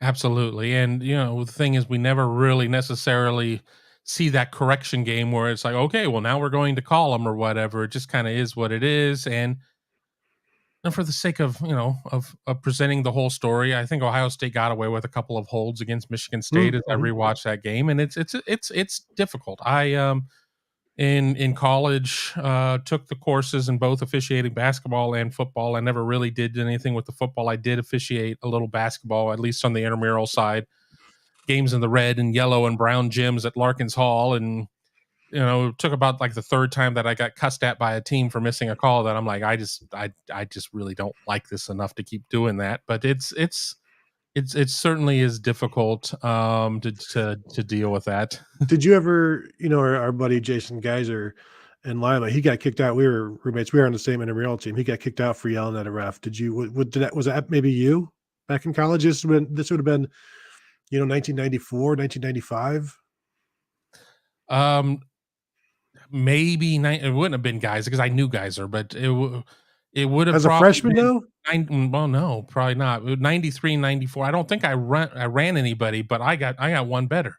I got run for yelling at a ref while I was a ref because I was playing that game and I'd already gone through and everything.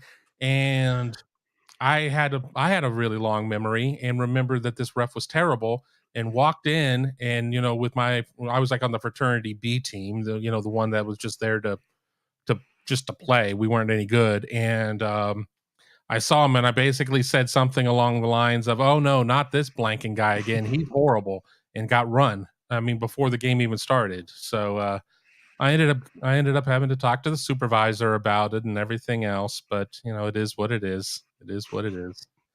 David Greenshield saying I need to get some thick skin. I was 21 years old. I hadn't grown into my confidence yet. Some would say I haven't still yet at 51, but it was something. I mean, I just didn't like all the running. I mean, and I back then I was probably about 210 as opposed to 260. So but yeah, officiating football is no easy task. I'll say that. But we have we certainly have an issue in terms of officiating on a national level because officials are getting attacked by parents and attacked by everything else. And you sit there and you see the officials that are at the top levels and they're all AARP members. So where are we going to be when that generation of officials are gone?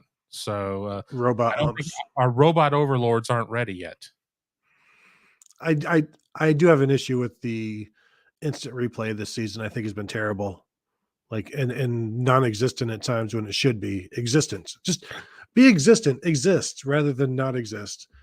And I've been disappointed in that. But again, I don't think refs and umps should be attacked. There are too few in the youth sports today, and youth sports is necessary, and refs and umps are necessary. So be kind to your local ref, no matter how much better you could do that job than they can.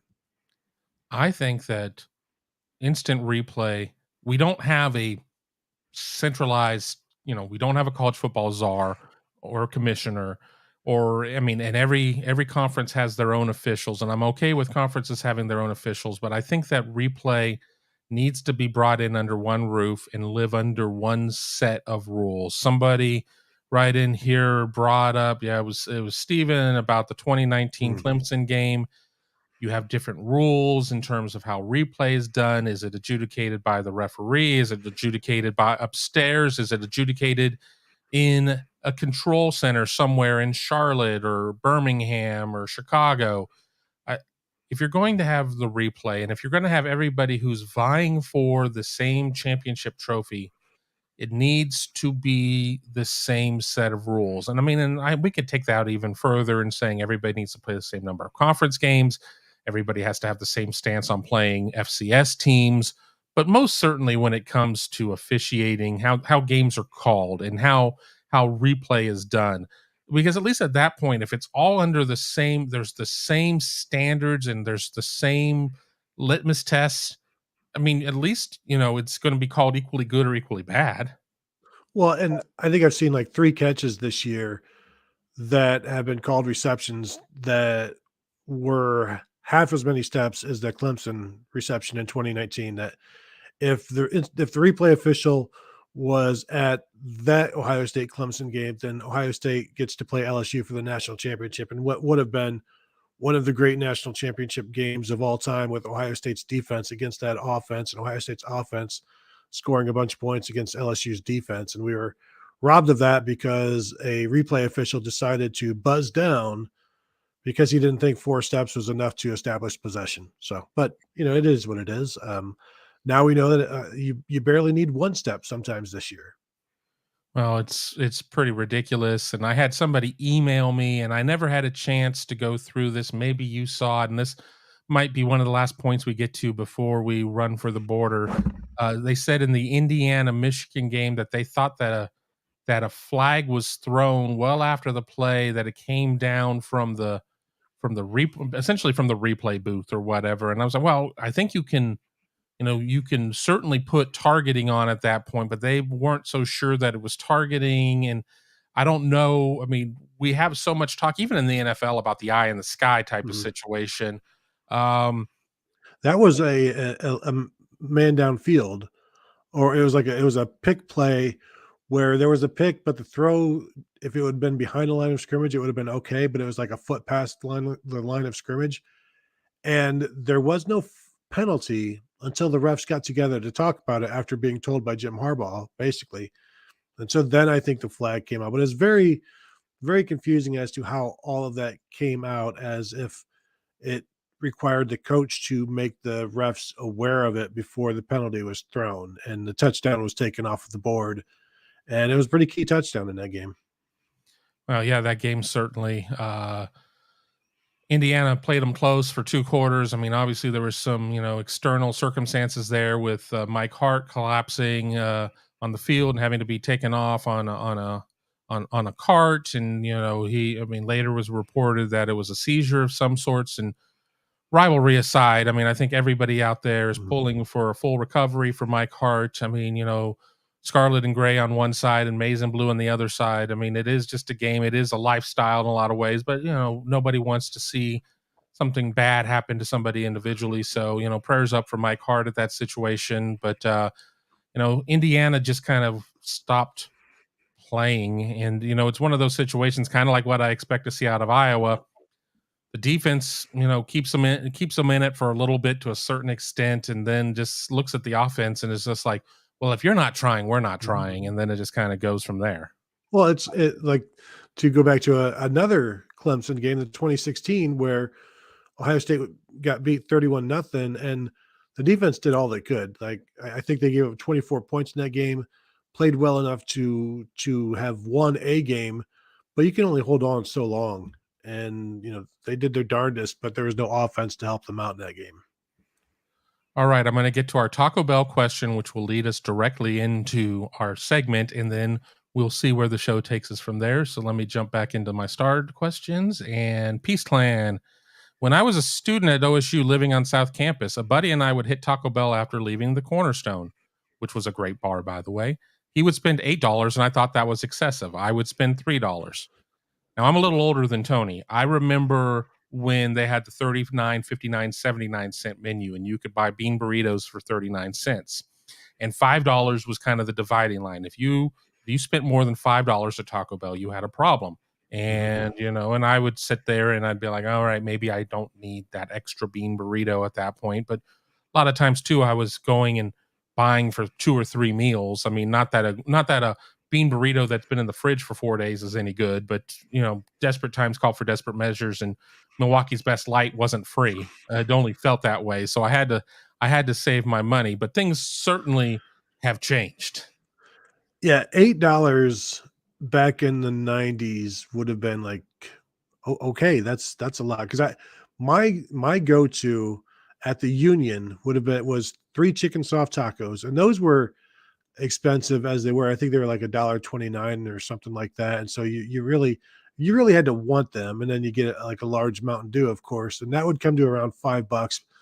But that was usually like even like when there was money in my Buck ID account or after a payday to splurge for like $5 at Taco Bell, because there's a 99-cent Totino's pizza back in my freezer that I could just have, out of the microwave, or there's ramen noodles or whatever. But yeah, and then the real paydays when I was, making some money as like a junior, then on Fridays I would go to do some CD shopping, which CDs for you kids listening out there, we can get into that some other day.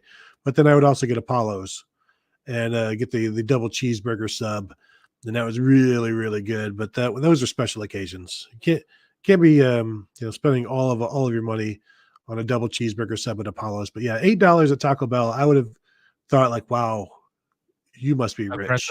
Aggressive. I mean, I would go to La Bamba and I would spend like $6 or something. But one more question about olden days Taco Bell at Ohio State, and then we'll get to the segment. Were you South Campus Taco Bell, or were you Taco Hut over there near 15th? No, I was the only time I was a North Campus guy. The only Taco Bell I went to was in the Union, and Okay. then except for one night we closed down Panera, or not Panera, Panini's at like 3 in the morning. Panera, you wild guys. Yeah, no, Panini's, and got our giant sandwiches, and then also then went through the drive-through at Taco Bell because it was right next door. So went home with some panini giant sandwich with fries, and then also like as many tacos as we could fit into a bag. So that was about the only times I'd go to the South Campus Taco Bell. Yeah. RIP, unless it's gone, unless it's still there. It's gone, right? I thought it was there, but I mean, I do come up 11th sometimes when I'm going to games and take the right onto High Street, but I don't remember. I mean, Hmm. but it was pretty close to when I would go to Papa Joe's and I would leave Papa Joe's, but obviously it's the wrong direction and I would go right by La Bamba, which was what I wanted more so. So, I don't know, but let's set up the situation, then we'll kind of decide how we're going to tackle it for those who missed it. I guess several days ago, I didn't see the segment, but on Fox Business Network, an analyst was talking. I mean, the question was about inflation and was talking about how he spent $28 at Taco Bell, apparently for himself. At Now, lunch. at lunch. Now, there are a couple Taco Bells nationally that do have bars in them, as Taco Bell is trying to get more trendy or whatever. But I don't think you can do a Mexican pizza and 2 martinis. So, did he misspeak? Is it out of touch? I mean, I ran the order I'm going to talk to Hmm. in the DC area, and it was more expensive than what Oh it would have wow. been here. But one of the items I ordered, and I've seen people talking about it, if you know where to go, you can still find it. But yeah, it's a challenge. I mean, I Googled Taco Bell $28. There've been a lot of videos of people doing the Mhm. $28 Taco Bell challenge, which sounds only slightly less stupid than the Tide Pods challenge. Do you think this is a marketing ploy by Taco Bell? Because I think they're probably making some pretty good money off of this. I don't think people are going to Taco Bell less because of it. People might be listening to this analyst less, but I don't. It would be genius. You know what you do? I think you should all sign up for Buckeye Huddle for $28 a month.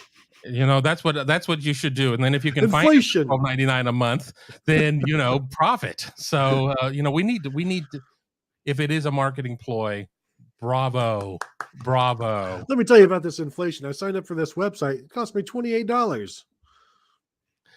All right. Tony gave me 2 orders. Yes. I took 1 order. we'll start with Tony. So we'll go a Tony order, we'll go my order, then we'll go another Tony order. Okay. Now Tony designated them one of two ways, and I'll let Tony Right. roll. There's just I went with a lunch order that I could eat and not be totally destroyed by. And so that's the first order. And yes, That's the one you want to show. yeah, That this would is the be one that Tony 2. Here we go. yeah, this requires customization.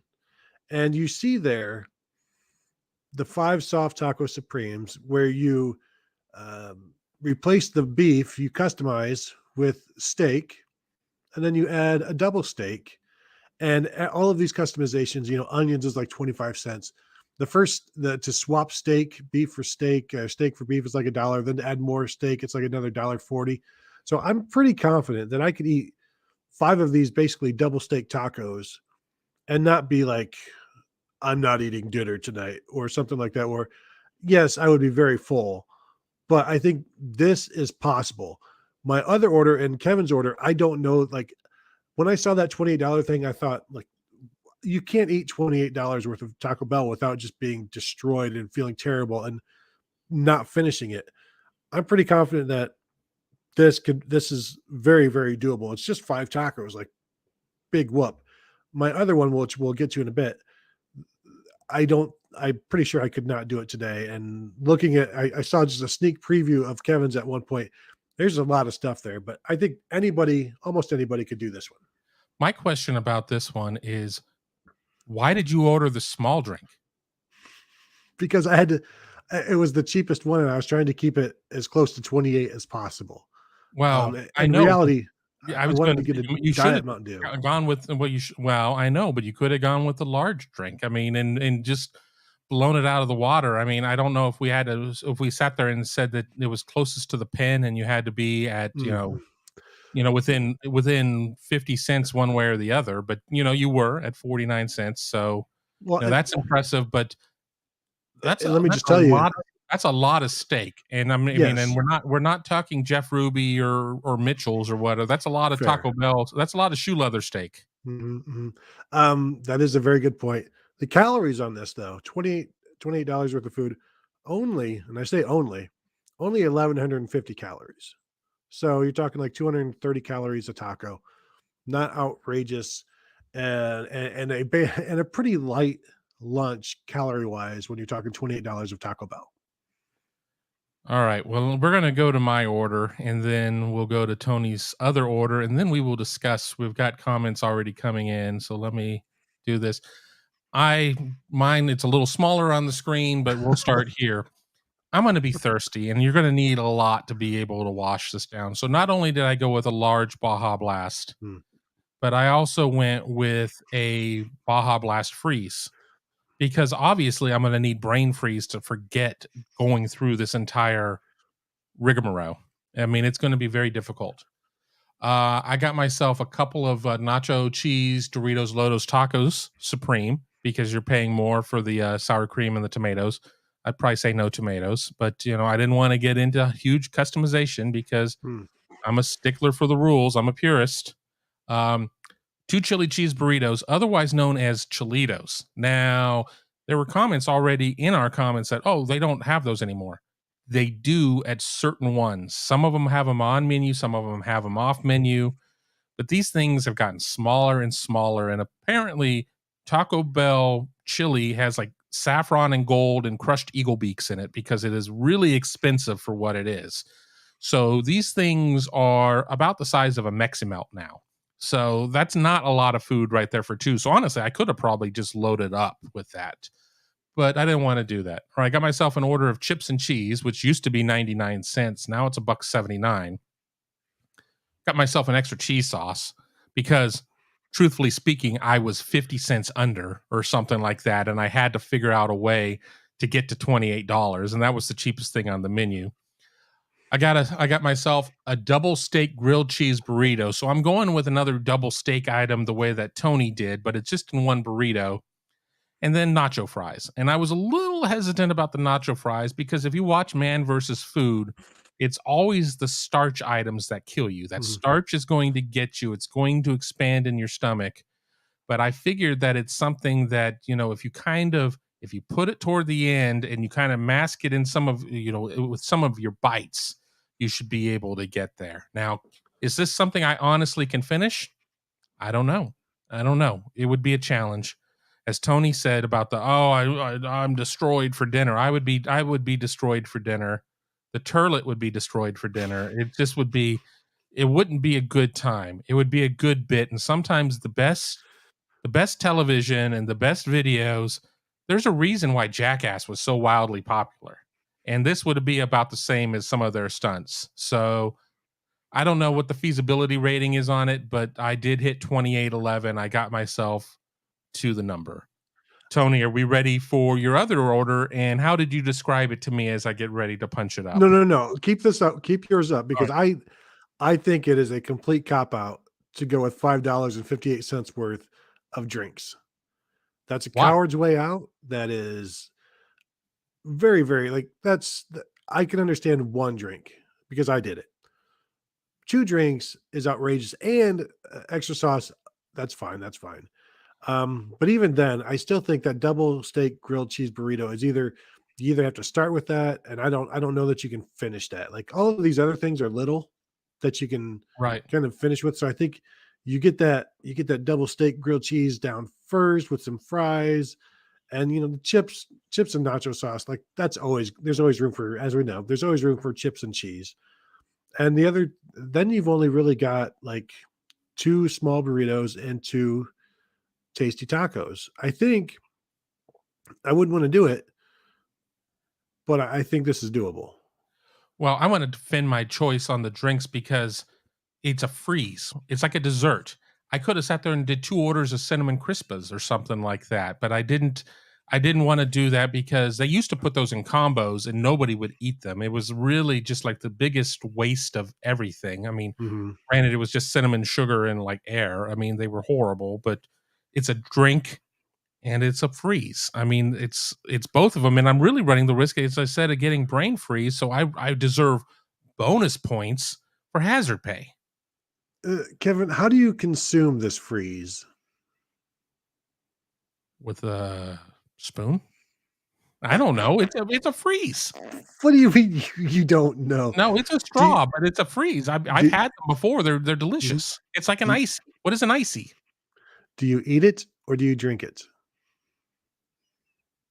You drink it, but it doesn't change.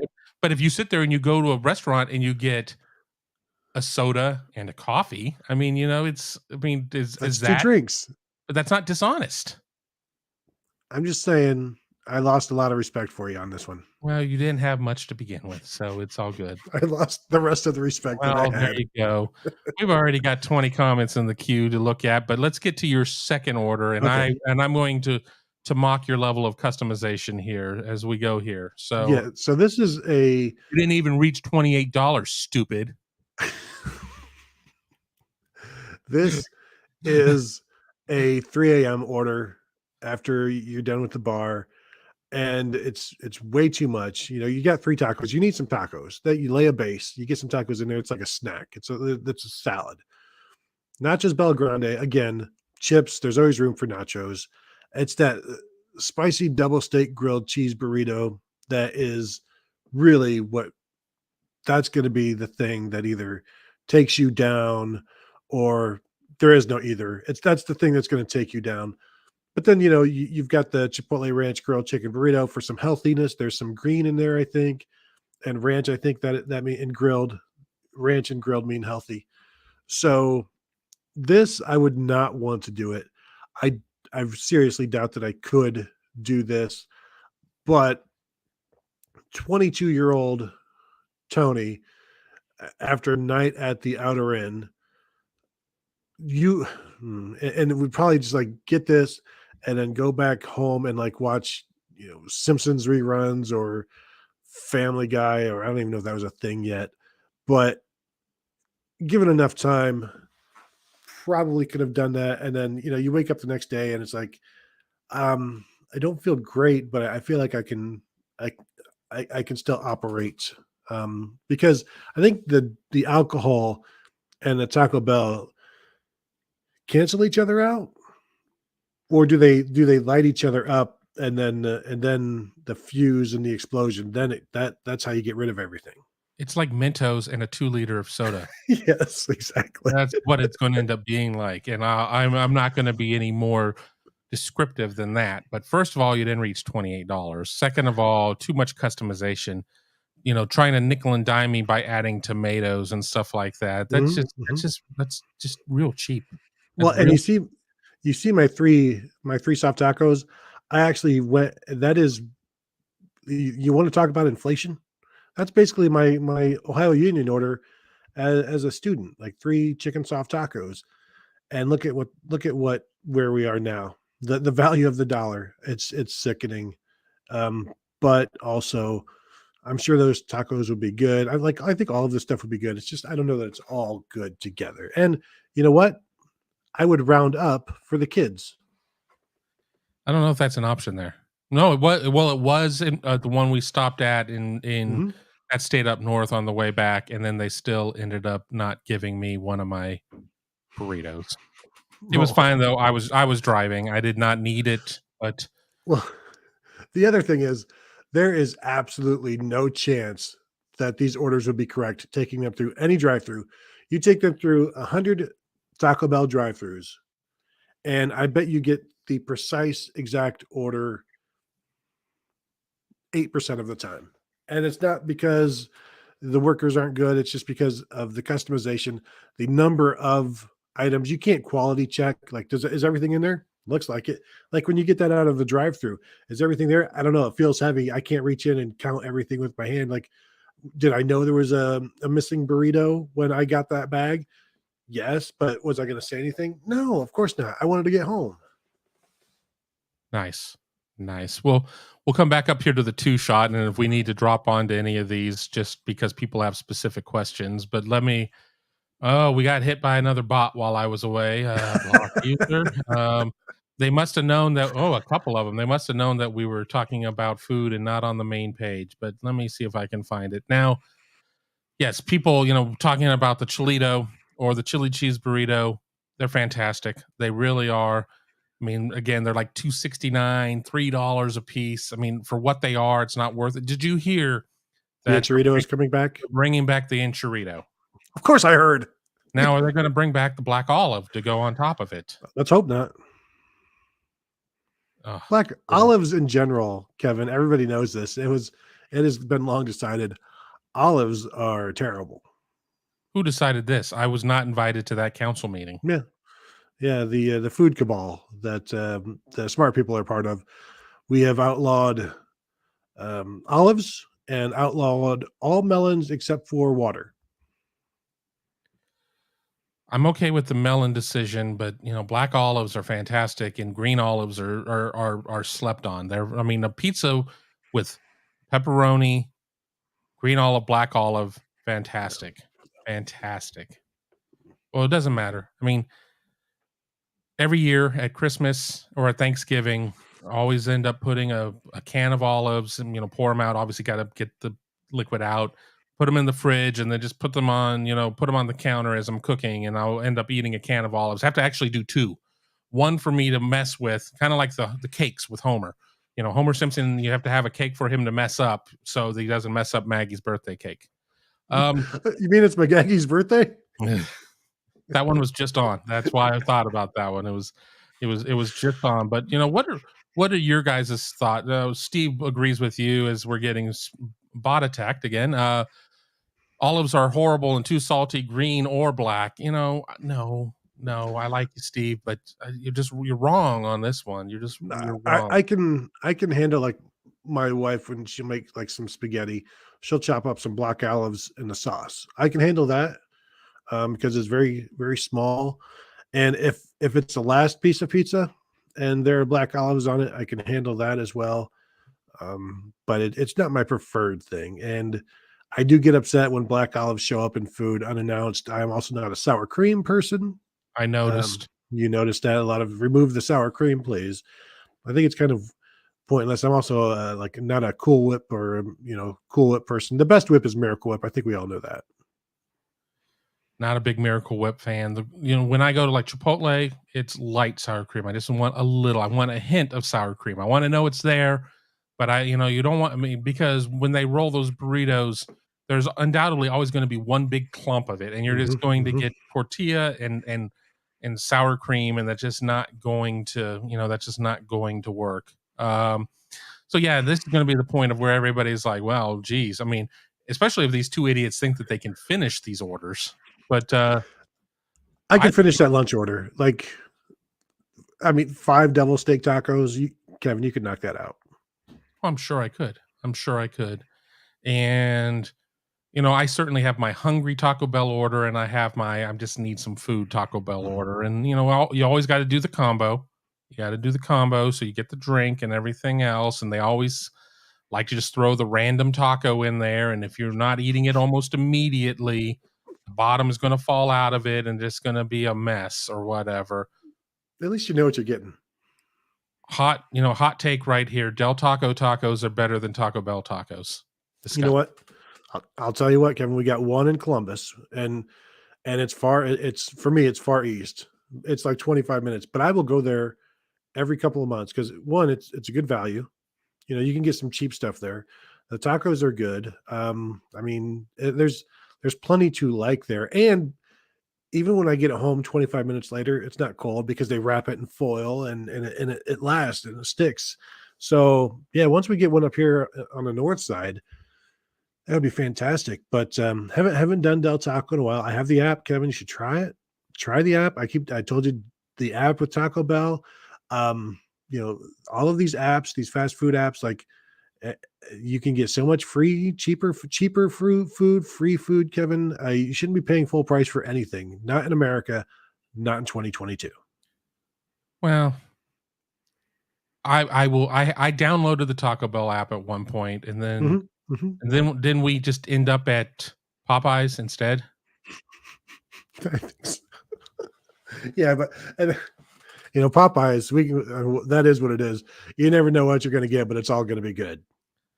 Steve putting a vote for the Jack in the Box tacos. They are fantastic. The closest Jack in the Box to us here in Central Ohio is in Indianapolis. There's one There's one off of Post Road over by the BP station. For those who know the area, before you get to Shadeland Avenue, if you're going into Indianapolis. So I've never had them. They're fantastic. They are fantastic. They are probably deadly, but they are fantastic. Did you ever have the Burger King tacos? I did not. That would fly in the face of my anti-Burger King rhetoric. I forgot. That's true. They've done them a couple times. The last time they were bad, and I remember like they were being discontinued. I'm like, hey, you got any of those Burger King tacos? Like, well, we've got some. It's like, oh, we haven't thrown the rest of them out yet. But like before that, this is probably like 15 years ago. It was basically just a taco shell, hard taco shell, ground beef, and then they would take like their cheese, like a strip of cheese, and put it on it, and boom, there's your taco. And granted, that is in a pinch, it's a taco, but probably still better than the McDonald's pizza. I don't remember the McDonald's pizza. I do remember the McDLT, but I don't remember them. I'm aware of the McDonald's pizza, but I don't think I ever had the McDonald's pizza. I don't think I did either. I mean, I think that was out at a time where I would have had to like ride my bike there or something like that, and that seems like a lot of work. But interesting conversation about the about $28 at Taco Bell. I do agree with Tony that his calculated 5 soft taco order is the easiest path there. I do think I could finish my order. I do understand that the East German judge has officially protested my my quote unquote chew drink strategy, and even kind of turned his nose at my ordering an extra cheese cup. But again, I was 50 cents short. It was 60 cents. It got me there, so that's what I had to do.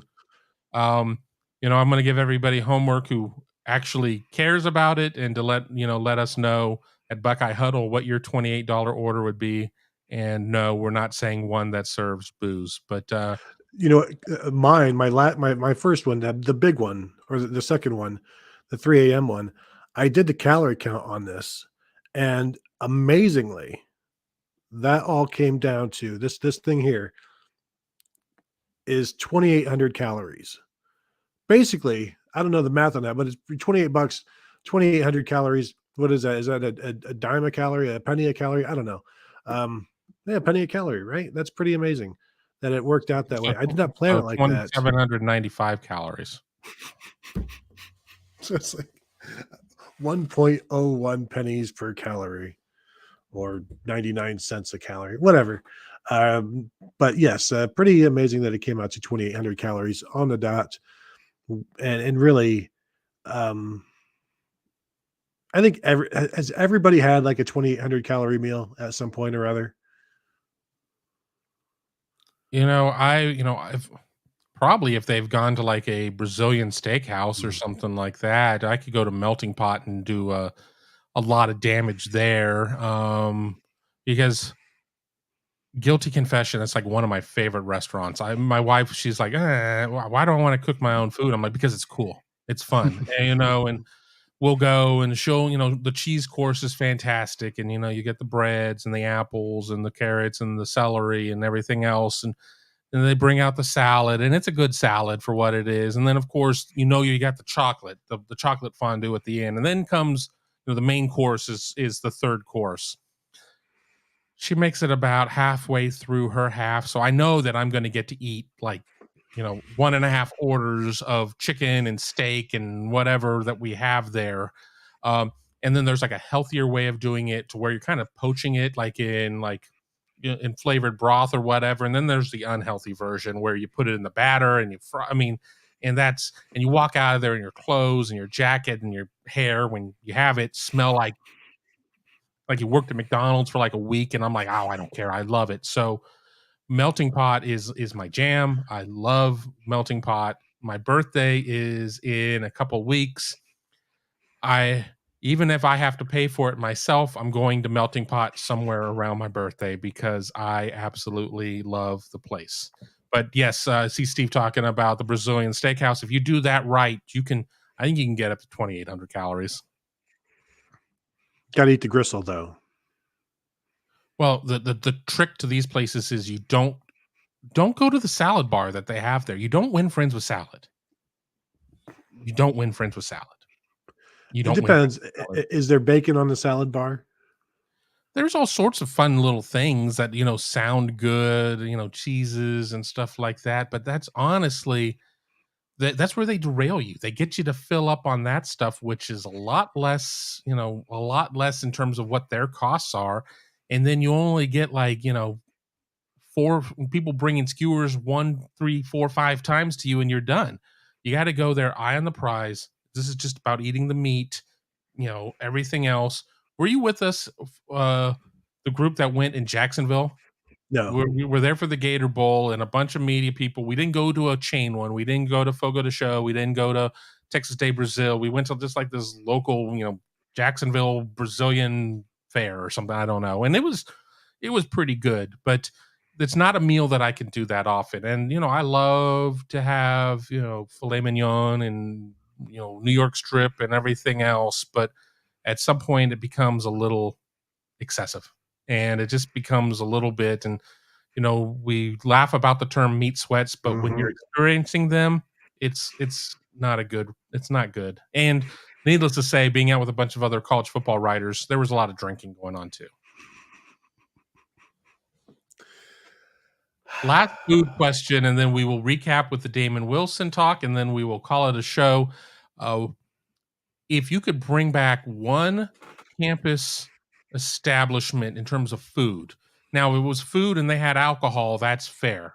But a place that had more than one thing, like Papa Joe's, yeah, they had that window that had the pizza in there, and it was always hotter than the sun, and you'd burn the roof of your mouth, and you'd come home, and in the morning after you'd wake up and just the roof of your mouth would be like on your tongue. You're like, what the hell was I thinking? But what would you pick? What would you want to bring back? Well, I would say La Bamba because I never went. Like I was just a country kid that I had to go to places I knew. And so I was not very, I did not journey out into other foods. Like I didn't do Mark Pie or the number one Chinese or anything like that. Like it was, Taco Bell, Wendy's, McDonald's, and sometimes, like I said, Apollo's. But I would do La Bamba just to experience it and get a burrito as large as my head. So I would bring that back. We did catfish biffs, and it was fine. I know a lot of people swear by it, but just for me, selfishly, I would say La Bamba just to experience it. I'll let you in a little secret. There are still La Bambas in existence. Mhm. Indiana, Illinois, Purdue, all have La Bambas. Well, we should try it one of these Well, times. there you go. So it won't be the same. It won't be Ohio State, but certainly the window is not closed. Now, unfortunately, we're not there on the road anytime this season, so we'll have to, for basketball, we'll figure something out. I thought about as I was framing the question, I have two places, and I'm going to have to pick one or the other, but I'm going to mention both. And it would either be Flying Pizza, which turned into like O Patio and some other things, and it had a sister location at Purdue called Garcia's Pizza in the Pan, and it was really good. Was it like the best pizza I ever had? No, but what was great was that they had like one day a week you could get like a 5-topping pizza, 5 topping slices for like the price of like a 1-topping slice. So I was like, oh my God, thank God I'm gonna, and I just loaded it up and I'd buy as many as I could and take them back. Or Street Scene. And I love going to Street Scene. They had great chili. They had great food. I mean, it was right there next to the Newport. I have a lot of nostalgic memories about going to Street Scene because we were there all the time. But pizza's undefeated, so I'm gonna say Flying Tomato. I really miss Flying Tomato. And then somebody talking about Flying Pizza as well, which was like if you're going south on High Street where like Long's was, I think Flying Pizza was like next to it. And this is Long's when it was on 15th, which then turned into SBX and now is like Green Space or whatever, since I don't even know what the hell campus really has anymore. Hardy Jin saying I'm a Shakey's man, but yeah, Hummus Hero, Pita Pit, that was the Peach Pit that they went to on 90210. I thought you were being ironic there. So about Mama's Pasta and Brew. I went to Mama's Pasta and Brew shortly before it closed. I had a bunch of fraternity brothers back in town, and we kind of did a nostalgic, we're going to be those creepy old guys going to campus bars type of situation. We're going to drink. We went to Bernie's, before it went away, and we went to Mama's. That was a fantastic place. But any final thoughts on the food before we talk little Damon Wilson and then we get out of here? Yeah, no. We can go to Damon Wilson because I was going to shout out a place that used to deliver beer, but they are still in existence. So I don't want to incriminate them. Would it be the one that's on Indianola? I honestly don't know. It's over. This one might be Hudson. I don't know, but there was one in Indianola. But these kids today.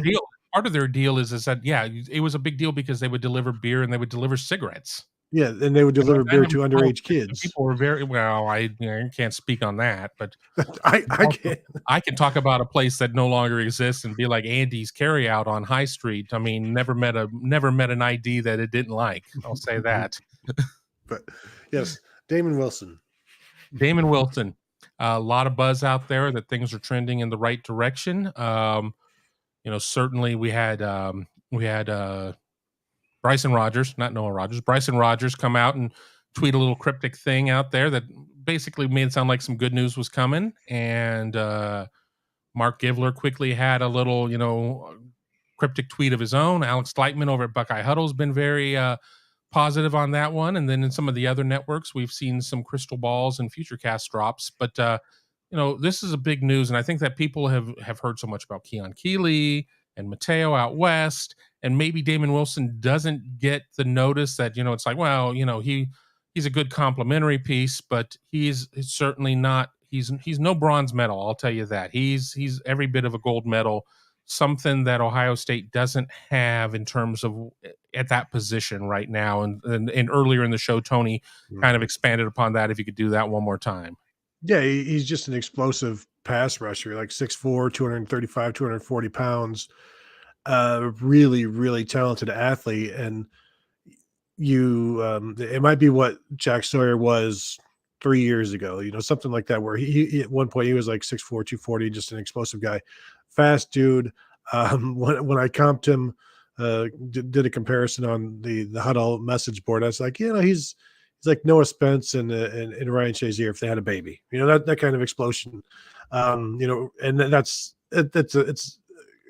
it's a lot. But Ryan Shazier, if you go back and watch like his high school highlights, he did a lot of rushing on the edge because it's like, you're the best athlete in the state, just go get the quarterback. So he would, but he's got burst and he's explosive coming off the corner like that. So somebody that could play right away, and as we talked about, because they're losing 3 seniors off of the defensive end group, and who knows what happens with transfers as well. So if you can get a freshman that can play right away, and any kind of, and maybe that's play as much as Caden Curry plays this year, something like that. I think you could see that from Damon Wilson if he chooses to become a Buckeye. So there you go. Again, nothing is announced yet at that point, but things seem to be trending in the right direction. Keep an eye on the internet, and potentially a basketball commitment could be coming this weekend as well for the class of 2024. We're here in mid-October. We're not that far away from the December signing period, so things are going to start heating up. So no better time than now to get involved with BuckeyeHuddle.com. Once again, BuckeyeHuddle.com, the permanent home of Tony, Tom, myself, Mark, Alex, Ross, Justin, Devin, Derek Webb. We're all contributors over at Buckeye Huddle. For the price, for 40-some cents a day. 40-some cents a day, you can get all the best Buckeye news, best Buckeye community. We have so many people who are active posters in our chats here online, who are members over there. They'd be the first ones to tell you. And if you already are a member of Buckeye Huddle and you want to rep the site, look down in the comments below in terms of, the description of this video. And we have a link to our store, hats, t-shirts, quarter zips, all available right now for a limited time only. Get you love the site. You love Buckeye Huddle. You want to support it. Wear the gear. Whenever anybody asks you what that is, get them on board. But, any final thoughts before we send people off into their weekend, Tony? Tennessee over Alabama. Final thought. There you go. Even with their starting safety suspended for the game. I didn't know that, Kevin. Yes, you yes, did. Still. Okay, just checking. Well, I'm gonna call my shot right now. Penn State's gonna get Michigan. Penn State's I'm gonna say that. I can't say that I'm necessarily full bore 100% on that thing, but I think that Franklin goes less Franklin than Harbaugh goes Harbaugh in it. And we talked about that earlier. Which coach is going to touch the baby less? And I think it's going to be Penn State. I think that Penn State will allow its players to get out there and play, and Jim Harbaugh will just Harbaugh it up, and it won't happen. But I'm looking for something in the neighborhood of 21-17 Penn State. All right. Also, USC over Utah because of Alex Grinch's defense. I'm going to say USC over Utah just because I think that SC is going to win the games that it's supposed to, but I expect SC to trip up in a dumb one this year. I really do. And I don't expect SC to be undefeated by the time it plays UCLA, but I don't expect UCLA to be undefeated either. I think it's a little bit of fool's gold, but how nice is it on an HDTV to see them both wearing their home uniforms? Would you want to see Ohio State and Michigan wear their homes? 1,000%. Yes, I've said this for years now. Do that. I'm okay with alternate uniforms, but not for that game. Like I would rather see both home uniforms than somebody do alternate uniforms. So yes, I would love to see both teams wear home uniforms for a couple of years, just to just to see it. I mean, come on. It's just me. Tim wants us to do a watch long of Penn State versus Michigan. I can assure you that I won't do a whole 3.5 hour show there, but you may see me jump on here after that game. That again is why you should subscribe to the channel, hit that bell, give us a thumbs up, all of that good stuff so you don't miss any of our great programming. But before we dovetail into something else, it's 5:00 somewhere, just not in the Eastern time zone of the United States, but it is like in the Caribbean. So I'm going to go get me a red stripe. You get one too. Have a wonderful weekend, and thanks for watching the Big Me Kickoff.